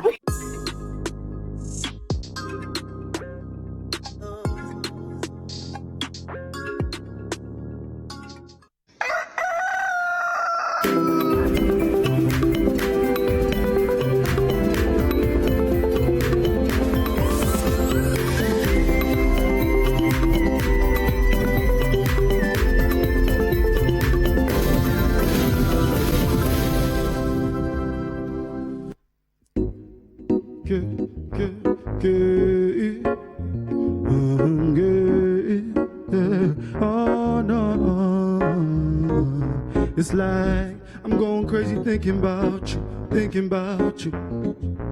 Yeah, I see myself when I look at you. Whoa, whoa. Feeling like I wanna spend my life with you, Cause ain't nothing that I'd rather do. Whoa, whoa. See, girl, I'm going crazy for your body, oh, girl, crazy for your body, oh. See, girl, I'm going crazy for your body, oh, girl, crazy for your body, oh. And baby, give me love, baby, give me love. So baby, give me love, baby, give me love, baby, give me love. So baby, give me love, and baby, give me love, baby, give me love. Driving all night, don't see no stop signs. Thinking about you like, where is my sunshine? No, where is my sunshine? No, so baby, give me love, baby, give me love. So baby, give me love, baby, give me love, baby, give me love, and baby, give me love. So baby, give me love, baby, give me love. Crazy for your body, oh yeah. Crazy for your body, oh my baby. I said I'm crazy for your body, oh yeah. Crazy for your body, oh my baby girl, oh girl, oh girl, oh girl. she not even in no spotlight or any light. Don't know my baby pride. She a shine from a long time. My sunshine, make I give it to you one time. No pressure, we can get it all whenever. Cold weather, that shit only makes it better. Lose never, we gon' shake the world together. We gon' shake the world together. Hold me tight. See when me wake up, girl, it's just you on me mind. Hold me tight. You know I love it when your perfect skin touches mine. I've got big emotions, yeah. Big emotions, good intentions, yeah. Me nah left ya, me nah left ya. So me say hold me tight. See when me wake up, girl, it's just you on me mind. Hold me tight. You know I love it when your perfect skin touches mine. I've got big emotions, yeah. Big emotions, good intentions, yeah. Me nah left ya, me nah left ya, yeah, yeah. Me nah left ya, me nah left ya, yeah, yeah, yeah. Me nah left ya, me nah left ya. Blessings, ladies and gentlemen. My name is PZ Fire, Space Ghost, City TV. Blessings. Me nah left ya, me nah left ya.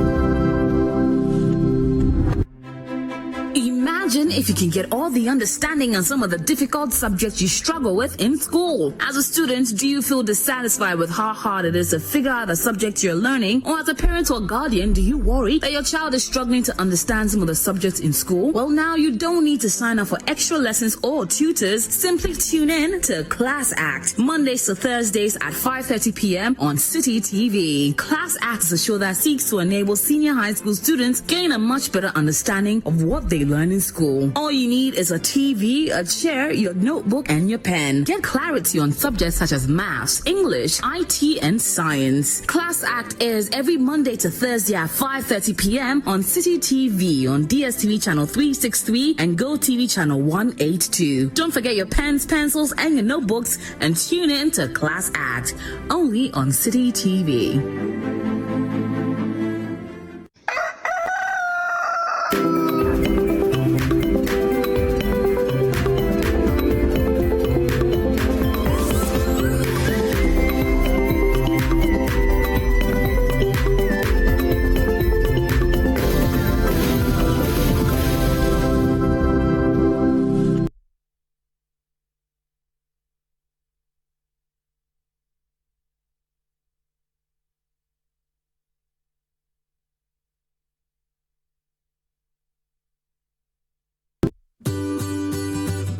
City TV is live on DSTV. Go to channel 363.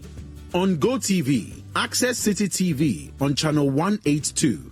On a digital TV, please press the menu button on the remote control and run a new search on your TV. Take note that without an antenna, you cannot access City TV on your television. City TV can be accessed on a free-to-air digital box like the GoTV and StarTimes box. City TV, it's your world.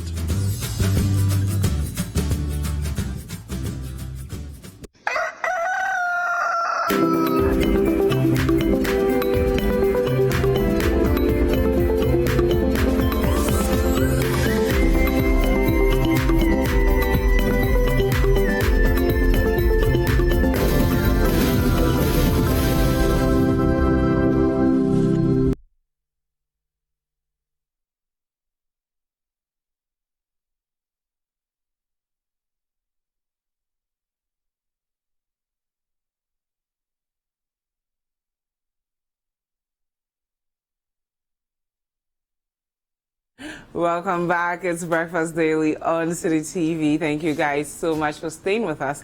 Now, a lot of you at home, you're worried there's the coronavirus season. You've not had a haircut in a while because you're afraid to go to the barber. Now, today we're going to learn how to cut our hair at home, and we have the Degree Barber with us. He'll walk us through all the materials you need and everything you need to be fine. If you have any questions for him throughout the conversation, let us know with the hashtag Breakfast Daily, and also line is 0550-585832. If you're outside Ghana and you still want to contribute to the conversation, just use the country code +233. Good morning, Degree Barber. Good morning. How are you? We haven't seen you in a minute. What have you been up to? Work.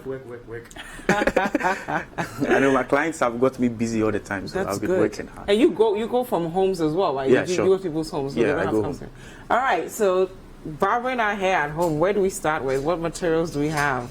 Okay, so barbering at home, the first thing we need to know is that we are not professionals.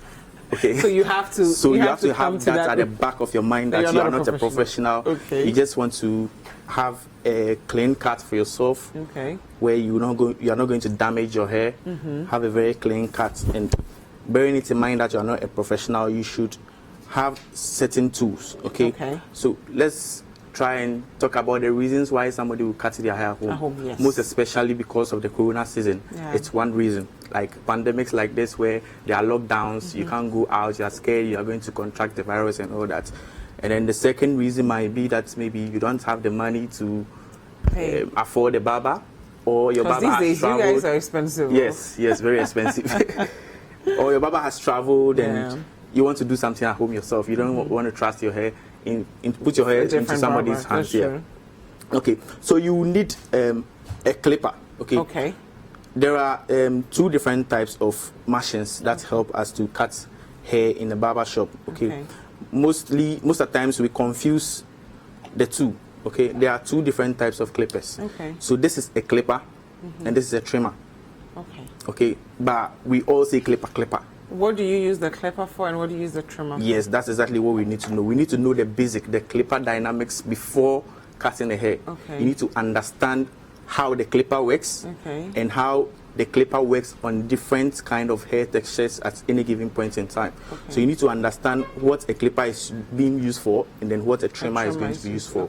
Okay, so first of all, a clipper has larger and bold teeth. That's cutting blade and a comb guards. Okay. But a trimmer has a very fine cutting blade. Okay, so trimmers are used to cut edges. Maybe so you just are want to done cutting, clean up your okay. edges, but the clippers are used to take large amounts of hair. Okay. You understand? So when you go to the barber shop, the barber uses the clipper to do your hairlines and the edges, and then the clipper The to trimmer. cut the hair. Okay, so the basics you need to So know. you use the trimmer last then? Yeah, last then. Okay. Okay. So the basics you need to know, being an unprofessional person trying to cut your hair at home, is that technology has made it possible for someone who is not even a professional, Don't worry, I'll get it. to cut hair at home using the comb guards. Okay. So when you look close, I don't know if the cameras can get closer to the. Okay, we'll zoom it in. Don't Okay. worry. So when you look close, there is a blade on top, which is called the cutting blade, and there is another blade beneath the cutting blade, which is called the guarding blade. The guarding blade guards the cutting blade to cut at whatever level you want it to go. Okay. And this has a lever. This clipper has a lever Okay. that you can shift forward, shift it back. It depends on how close you want the hair to go to the skin. Okay. Okay, so in a situation where this level is too short for you, you need these guards. Okay. Okay, to guard the blade up to a certain level where you want your hair to be. So it's preferential, like how you want it to go. Okay. If you want it to go, the guarding combs are being numbered from one cuts up to 3 millimeters. Okay, then 2 also has the length it goes. It follows like that up to 6, 7, 8. Depends on how high you want to go. Okay, perfect. Okay. So knowing the basics, now you know the Clipper, length, you have your trimmer. you know the you have length this. at which you want your hair to go. Okay. For instance, let's say I have my model here. So you either want to cut. One lucky model. He's one of the guys I work with at Reflect Ghana. Okay, It's so called he gets the a Inventory haircut Barber. all the time. Yeah. So having that at the back of your mind, maybe you want your hair to go extremely low because you're in the corona season, you don't want to be cutting your hair more often. Yeah. Then we go with the cutting guard, let's say 1. Okay. Okay. So there are levels depending on what you want. Okay. And then there is another thing we need to know before starting to cut a hair. To safeguard your clipper from getting blunt, you need to first wash the hair with a shampoo. Okay. So you take all the dirt out, then you don't get your clipper blunt. And then it also makes the hair more crispier. If you cut, so making the cutting process so very... it's not good to wash after you cut. You can wash before you cut. and dry the hair so it becomes more crispier. Okay. So I think our viewers are ready to see the action. Yeah, sure. So we're gonna get in right now. So you either cut across or along the hair. Okay. So for you to cut across, you need to locate the center of your hair. Okay. The center of your hair is where the hair begins to grow. So when you some people have the center of their hair, having the center of your hair doesn't necessarily mean the middle of your hair. Okay. But where the hair begins to form. Okay. So when you examine it, how do you determine where the center is? You would have to look close into the hair, and you realize where the hair begins to curl from. Okay. Okay. So my model today has his hair being curled from the middle here. Okay. So now you understand that when I'm brushing, I brush forward to the side. From the sides down. Okay. So you either cut along a cutting level, but when you cut across means you are taking it back. It also takes the hair to a certain different level. Okay. So but for us today, we are assuming that we are not professionals. Yes. So it is safer to cut across. So you're just doing this. Okay. So today, let's assume your brother is at home and you want your brother to cut your hair at home. So you take it. Now this is the level we are going. This is number 1.5. That's 1.5. Because you don't want it too low. Too low. Okay. If you wanted it very low, then you can just for 1. For 1. Okay. So we take the hair backwards.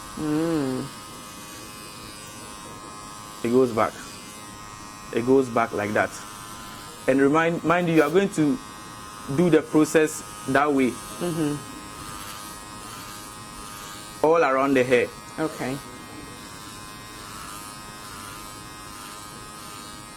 So now that you have located the center of the hair, it means the hair grows this way, grows that way. So as you are going across from where it grows. From where it goes from the center to the middle. Okay. So it goes like that. Okay. Goes like that. Goes like that. But remember, you are not a professional, so don't act as one. When you do, you get overconfident and mess it up. And then your brother will not be happy with you. You get it. So you become very careful. Okay. And whilst you are cutting, you make sure you have your middle finger on the comb guard so that doesn't fall off. Okay. When it falls off, it's going to be a disaster. Yes, because then you might actually make the person bald-headed. Get a bald patch, and then you have to do a bald cut instead of whatever it is you were going for. But guys, if you have any questions for the Degree Barber, let us know. The hashtag is Breakfast Daily, and the WhatsApp line is 0550-585832. We are learning how to cut our hair at home, and a lot of you are scared to go to the barber, so this is it. So the comb guard makes it more easier. There are a lot of ways or methods we can use to cut a hair, but technology has made it very easy for anyone who is not even a professional to cut a hair, but not to a certain standard that the barber will give you. Okay.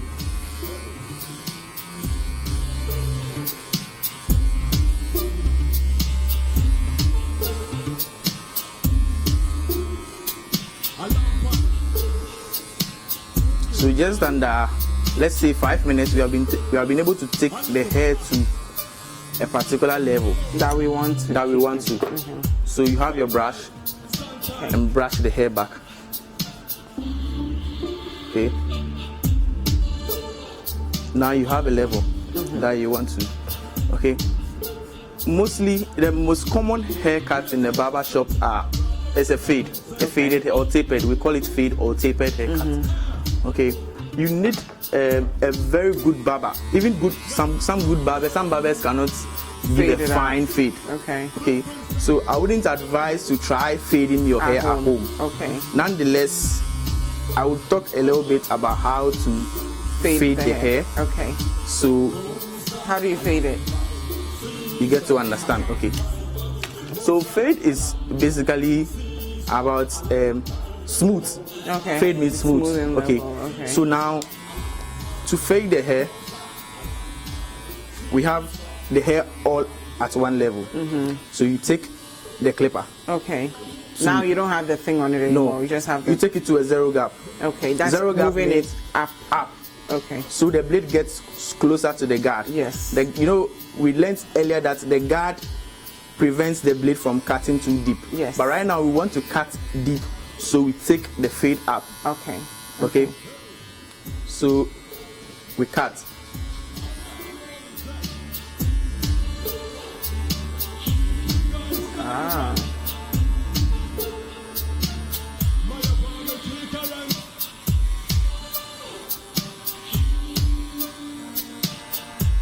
So this is not for amateurs? No.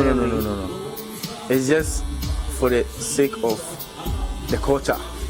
So you get to understand what goes on in a barber shop. So you take it at a certain level, which is going to be uniform all around the head.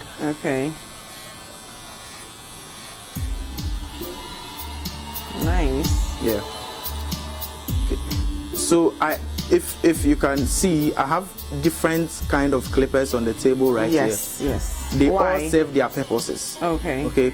This is the Wahl 100-year clipper that helps me to take a lot of hair. And there are clippers which are purposely for fades. They give fine fades. So if you're a very big fan of fading, you need to get a specific clipper. So you need to get something like this. This is also from Wahl. These two clippers help to give fine fades.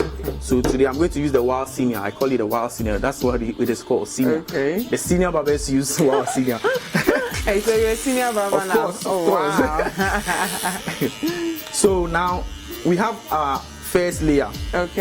We are going to go up in layers. So here's what we do. We flip.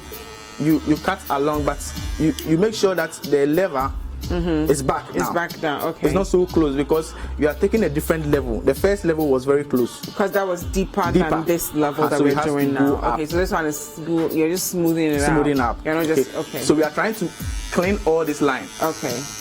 Got it. So you flip up. You are flipping up just like that, and make sure you don't go up too much. It goes like that. It goes like that. Along the hair. It goes like that. But remember, we are not professionals, so we wouldn't want to try this at home. Because definitely don't do that. Yes. It takes a lot of work to give a very fine finish of a fade.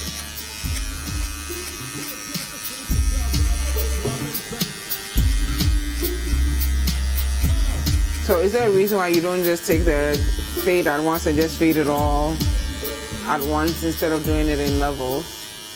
You know, the hair is very, very, very complicated. You understand? So you need to get it at a level so that whilst you are going, the fade has to go around.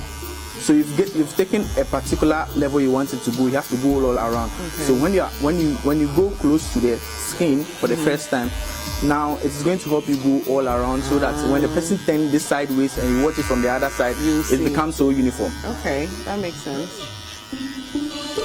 Wow. How has business been though? Business has been okay, but just that the corona has affected the business, I would say. But recently it's picking up because of the release and all that. People are still scared to go out. That's more to the reason why we are here. So we help how to know how to cut your hair.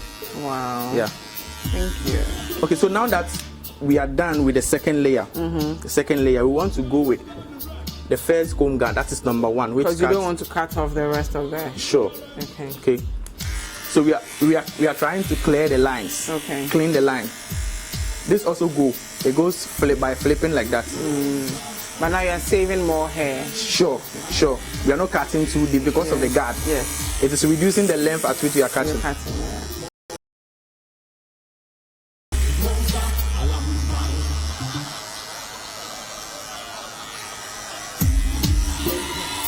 But now that we are not trying fades at home, when we reduce the hair to the level we want, because most definitely we are not going to be cutting our hair more often at home. Yes. We will eventually go and see our barber.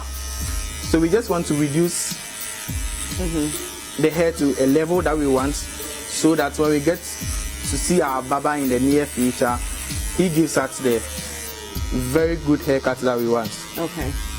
So we reduce the hair to a certain level. Then we try trimming the edges. That is another complicated thing in barbering that you need to take a very good... At this point, we are at an advanced stage that we cannot try at home because we are all amateurs. Yes. So I'm going to allow Degree Barber finish his masterpiece for us to see. Again, don't try this at home. We'll take a look at our entertainment highlights and then we'll come back.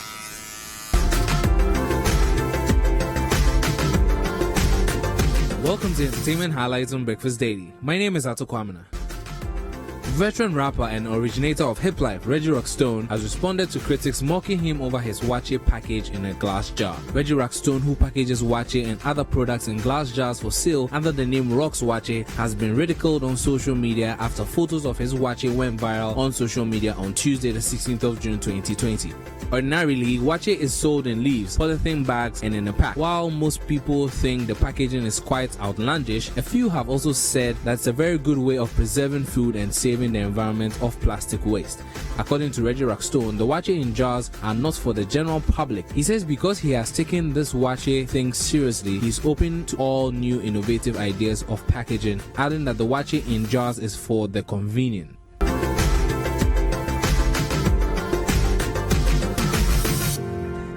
Ghanaian rapper D Black has complained about the high accommodation costs levied at Ghanaians who are being evacuated from other countries. Those being evacuated are covering their own flight tickets and are also paying for the hotel accommodation for the 14-day mandatory quarantine when they land in the country. The bill for the accommodation is between 17,000 Ghana cedis and 24,000 Ghana cedis. The musician is currently in the United States of America, where he has been seen participating in Black Lives Matter protests. President Nana Akufo-Addo and the government really needs to look at this. The majority of Ghanaians stranded in the USA cannot afford to spend 17,000 Ghana cedis for economy and 3-star hotels to 24,000 Ghana cedis business class for 5-star hotels for 14 days just to make it home in the next 10 days.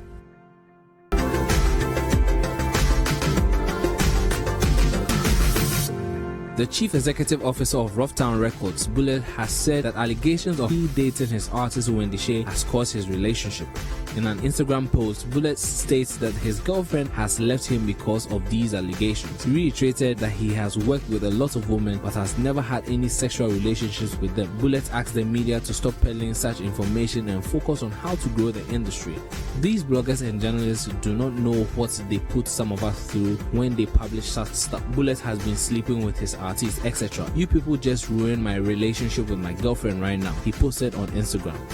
I have worked with several women, both underground and mainstream. I dare any woman I have worked with to come out with evidence if indeed so. I dare you to put it out there. In Kwasasem, this nonsense must stop. Focus on promoting my works, not relationship, Bullet added. And that's all for Entertainment Highlights on Breakfast Daily. My name is Ato Kwamina.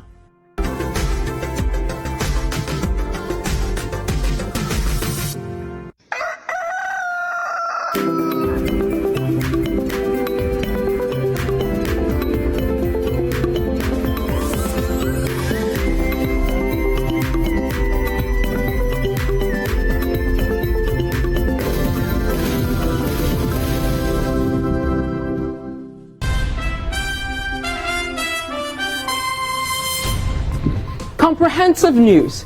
The City Newsroom at 8 p.m. on City TV is your most engaging news bulletin on TV. It's a very that's too bad. The youth are still throwing stones. They are still throwing stones here into our direction. And can I come in? I want to come in. Okay. telling your stories better with correspondents covering every corner of the country. Getting access to potable water is a daily struggle for residents of Kakichekopi and Balekopi communities in the Ada East district of the Greater Accra region. City Newsroom at 8 p.m. Very fluent with issues that concern you. This is quite me cover on Mr. Rabbi. Someone is here, bread.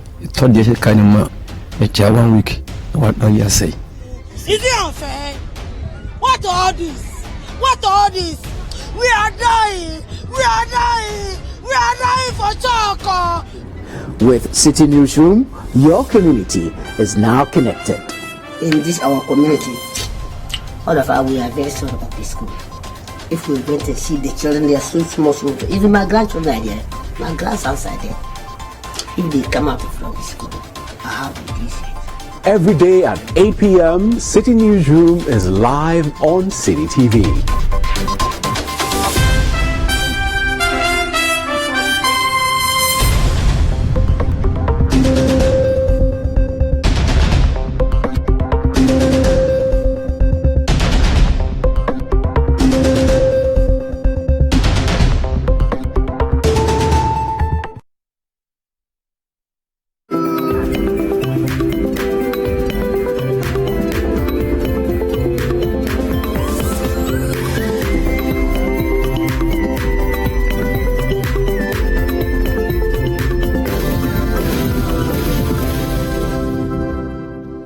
Welcome back.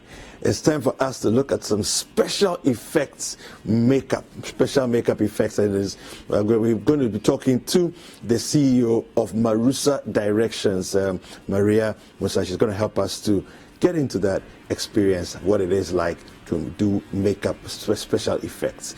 Good morning, Maria. How are you? I'm fine. Good morning. Welcome to Breakfast Daily. Thank you. Now, special effects. We watch a lot of movies and we see people, bullet wounds, and we know that they're acting, but it looks so real. How did you get into this in the first place? Okay, I got into this by, first of all, I'm an artist. Okay. Yeah, I studied visual art in secondary school. Okay. So I ended up at NAFTI, and then I chose art direction, which is another course in film. Yeah. So that was, and it involves makeup, costume, and set design. So I happened to learn all at once, like all at the same time. Okay, okay. Yeah. So how long have you been doing this? Oh, I think for the past 10 years. Wow, that's a long time. Yeah. Okay, so let's get into it. Show us what it is you can do. What are we going to see today? I'm going to do a little bit of bruises, sort of a violent look. Yes. Okay. She'll look a bit beaten. Okay. So, yeah, so I'm going to do something. Battered up. Okay. All right. So now we can see what she looks like right now. Okay. She looks perfectly fine. There's no issue here. Yeah. Let's see what you're going to make out of this. Okay. Yeah. Okay.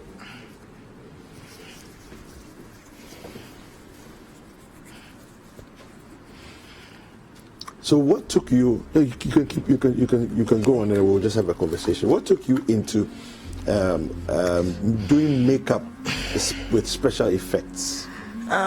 Sincerely speaking, I had no idea I was even going to do this. Okay. It was just about being an artist. And I remember I just found a flyer with different schools on it, which had NAFTI. Yeah. And I realized they do Bachelor of Fine Art. Okay.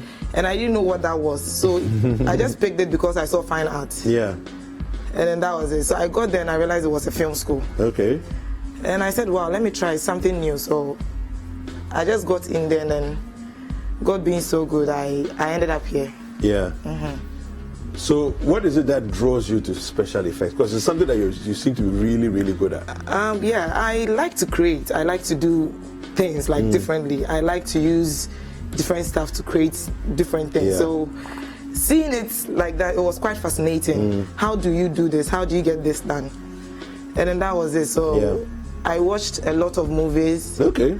I tried to ask a lot of questions, and I tried lots of stuff like real stuff. Yeah. To try and make it look realistic enough. So can you talk us through what you're doing right now? Okay, so now I'm trying to create a dark eye, like a bleeding eye. Yeah. And then with some few bruises or cuts here and there. Okay. Out of like a violent stuff, So that's what I'm trying to do now. So you are giving her a black eye. Yeah, I'm giving her a black and a bruised face. Yes. So would you say your services are sought after, in the Ghanaian space? Oh yeah. So you talk to us about some of your clients. Who typically would seek after your services in the area of special effects? It depends. I wouldn't say one person because. Yeah. So who's the typical client, the typical kind of person who will say, I need your services, I want to pay you to come and do this for us? Oh, Blitz, Wheelbarrow Production will do that. Okay. William will do that. Venus Production mostly. So it's productions, like film productions. Yeah, film productions. Yes. Okay. And sometimes music videos. And now music videos as well. Okay. Yes. Okay. For now, they are trying to open your eyes. They are trying to get like concrete storylines, like convincing storylines for their music. Yeah. And then they try to put all these together. So now I think with the music industry too, they're also coming up with this kind of stuff. So I get called by some of them. Okay. So music industry, film industry. Yeah. Talk to us about 10 years ago when you began, looking at who typically would have used your services compared to now. 10 years ago, I was an amateur, so I was. There was this lady I used to go around with, and then she would ask me to be her assistant. And I remember, even if I have exams, I'll still follow her. Yeah. It excited you that much? Yes. Okay. So it got to a point, most of her clients would call her and she'll be busy, and she'll direct me to them. Okay. So gradually, I ended up working with Dero Productions at a point with Links Entertainment. Okay. And then because I was in school, I couldn't leave school to set for like number of days. Yeah. Because I need to go for lectures. So I would take, let's say, 3 or 2 days jobs just to get myself back to school. Okay. So I would say that now, Links Entertainment, if he's going back into stuff like this, wouldn't mind calling me. Okay.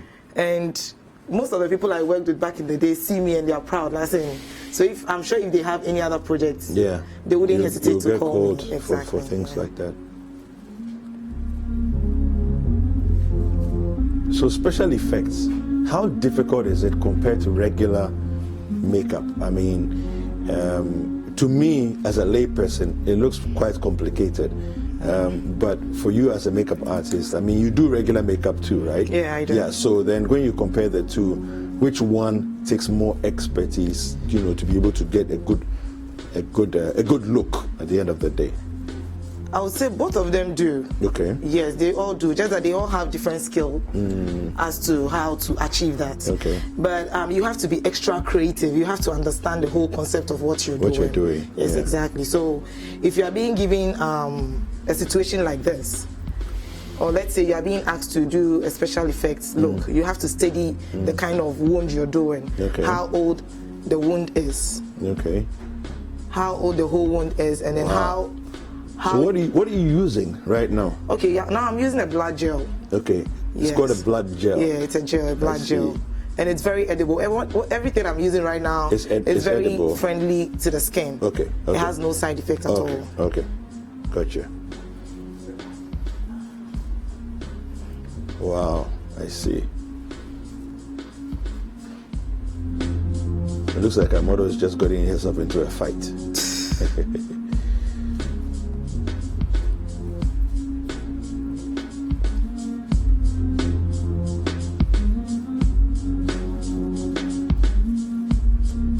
So viewers, you can see what's happening there. It looks even more realistic on screen than in the studio. Very impressive work there. If you have any questions, kindly send them to us. We would ask her. If you have any comments to make, kindly use the hashtag BreakfastDaily as you're watching this. If you have any questions for her, she will gladly answer them for you.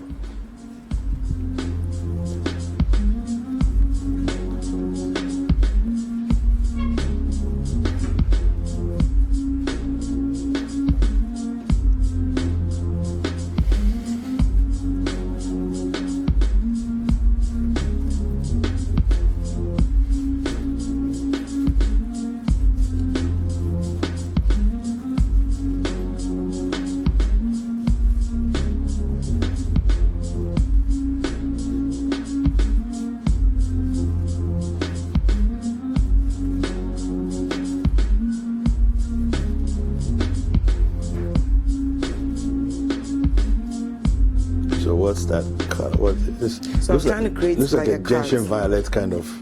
Yeah, because the skin, every skin has a different tones. Okay. Yeah, so if your dark skin has a purple undertone, so you realize that when someone is being beaten or has a severe bruises, you could see some. This is the purple, color that comes out. Yeah. The purples and the darker reds and all of that. So whenever you're doing something like, you have to consider all of that, and then work it out well to look more realistic. So, and that's what I'm doing now.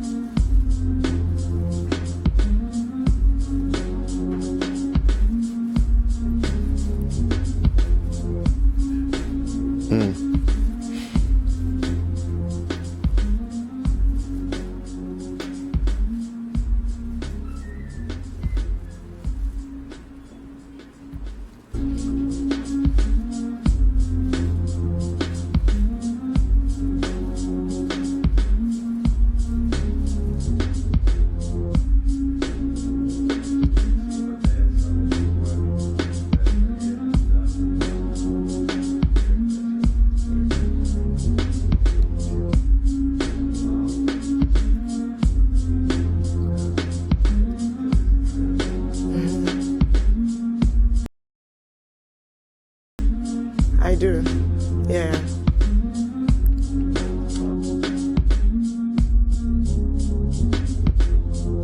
This is real talent. It's real talent.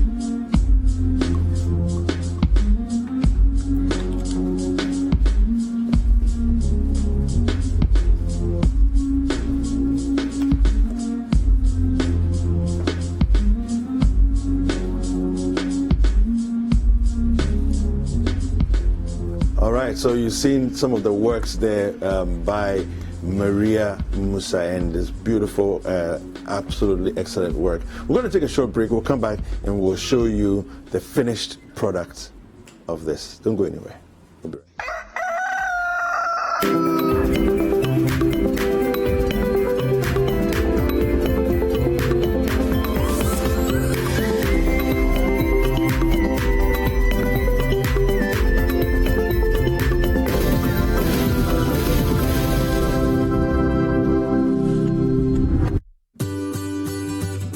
City TV is live on DSTV. Go to channel 363.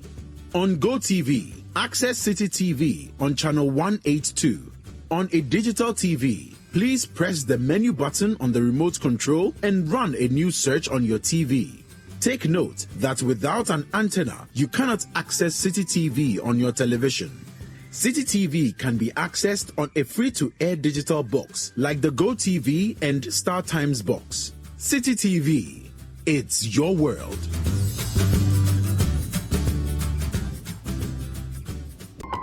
Businesses are evolving with the changing times, and the City Business Festival is doing the same. In the month of June, the City Business Festival goes digital. City TV, in collaboration with Absa Bank, will give SMEs the opportunity to reboot their businesses with expert forums, discussion platforms, and interactive Zoom sessions. There will be a lesson for every business. Join the virtual business forums every Tuesday in June at 11 a.m. to 1 p.m. and gain the knowledge you need to kickstart your business. Explore new ways of engaging your customers with the e-commerce forum on Tuesday, the 9th of June at 11 a.m. to 1 p.m. Get tips from the Agribusiness Forum on how to create another career in agribusiness on Tuesday, the 16th of June 2020 at 11 a.m. to 1 p.m. And get all the industry knowledge with the Trade Forum on the topic, Will Export Trade Be the Same Again? On the 23rd of June 2020 at 11 a.m. to 1 p.m. Revamp your business and work environment this June with the virtual business forums only on City TV every Tuesday at 11 a.m. to 1 p.m. To be interactive and ask questions pertinent to your business, join in the forum via Zoom. To participate via Zoom,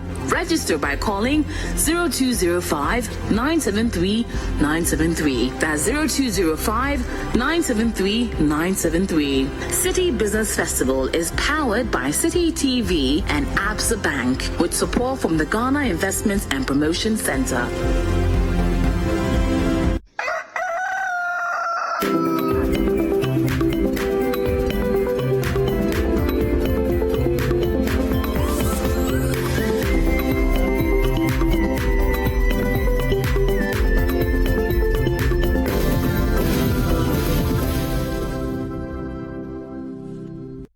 Back, it's Breakfast Daily on City TV. Thank you so much for staying with us.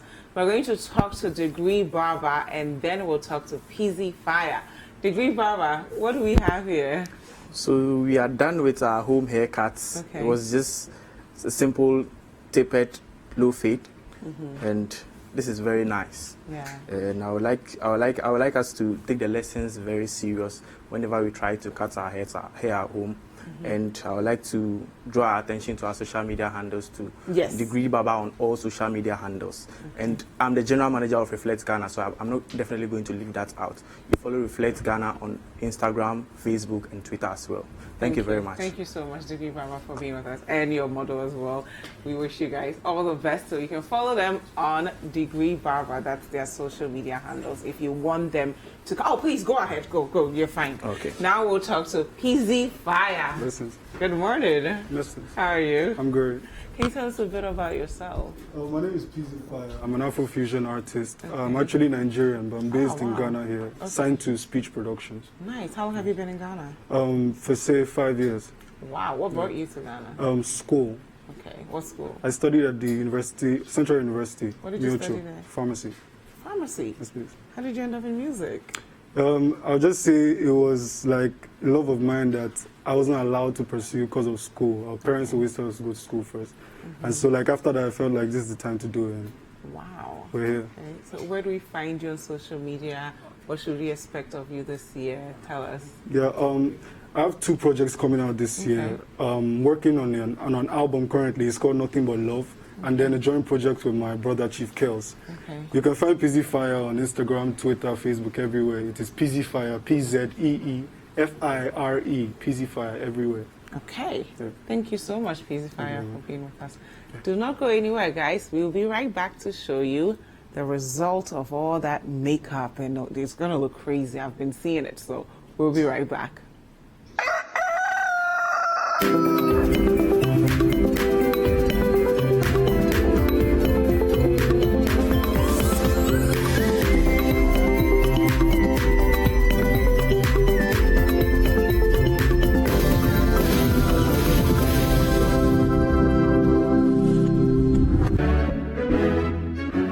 There are those with untold stories, unraveled feats, life-changing stories, and lasting legacies.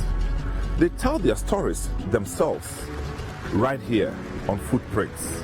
So we go to someone who were put in our various cells, and then someone you have it's a huge prison, and then it was then that it dawned on me that I was really a big problem. Do you think that the overthrow of Liman was justified? I think that with hindsight, there was no justification. Be inspired by their hard work and resilience that led to those outstanding achievements as we trace their footsteps through the capsule of time. Because of my upbringing, my mother, my father, they are, Christianity. Yeah. So because of that, I strong feel hands strong. at home. Even though I'm the guy smoking, doing all kinds of that, I've never tried. You've never tried? No, never tried weed or anything. Nothing. You've never tried weed? Even drinking, alcohol, no. Why you people put everything, everything was done before Nkrumah arrived in the country. No, aho ni leba ye. Aho never ye. So join me, Samuel Atamensa, and my guests every Saturday at 9 a.m. and Sundays at 4 p.m. only on City TV. Footprint is sponsored by Bethel Logistics Company Limited, experts in shipping logistics.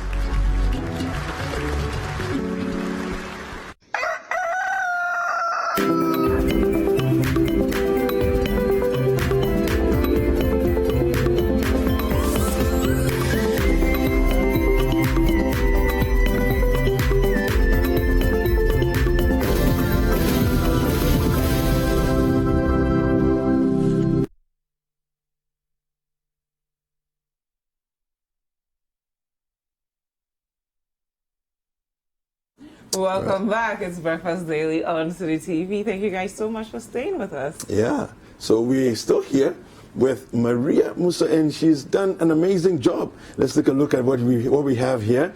So Maria, wow, you convinced us that she's actually been hurt and been battered up. This is amazing work that you've done. Thank you. In just a few minutes, you did this.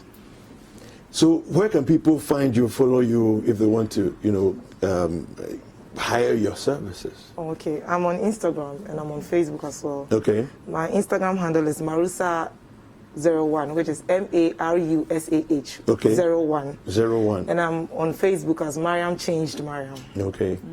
Mariam Changed Mariam. Yeah, I like that. Thank you so much, Mariam. Thank you too. Thank you for us. having me. Thank you at home for staying with us. Okay, Yeah. don't forget that we're still looking for the best keyboard idol in the whole country. Yeah, we are. Okay, keyboard idol is still on. If you're 15 or under.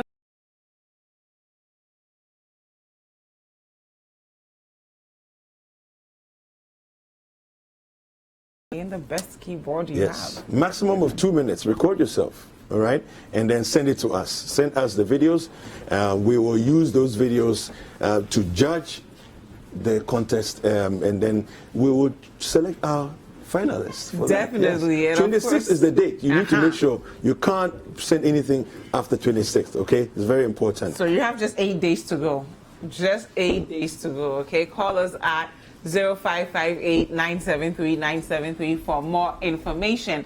Thank you guys so much for a fun-packed show. My name is Jifa Ike Amatam. And I'm David Kukusechi. And PZ Fire will be taking us out. Yes. Take it away. Blessings, ladies and gentlemen. My name is PZ Fire. Space Ghost in the building. Speech production.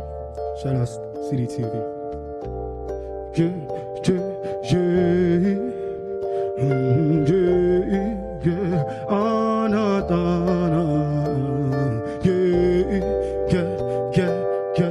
Oh, I see blessings coming.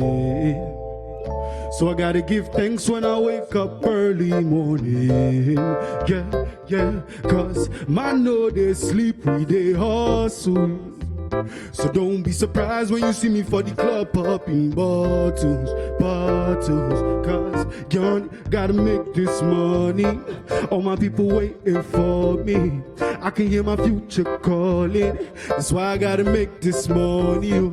On the low, they want to know how I make the thing sound hard and dope. Man, I work hard just to hit my goals. Can't never let these demons touch my soul. Oh, I see blessings coming.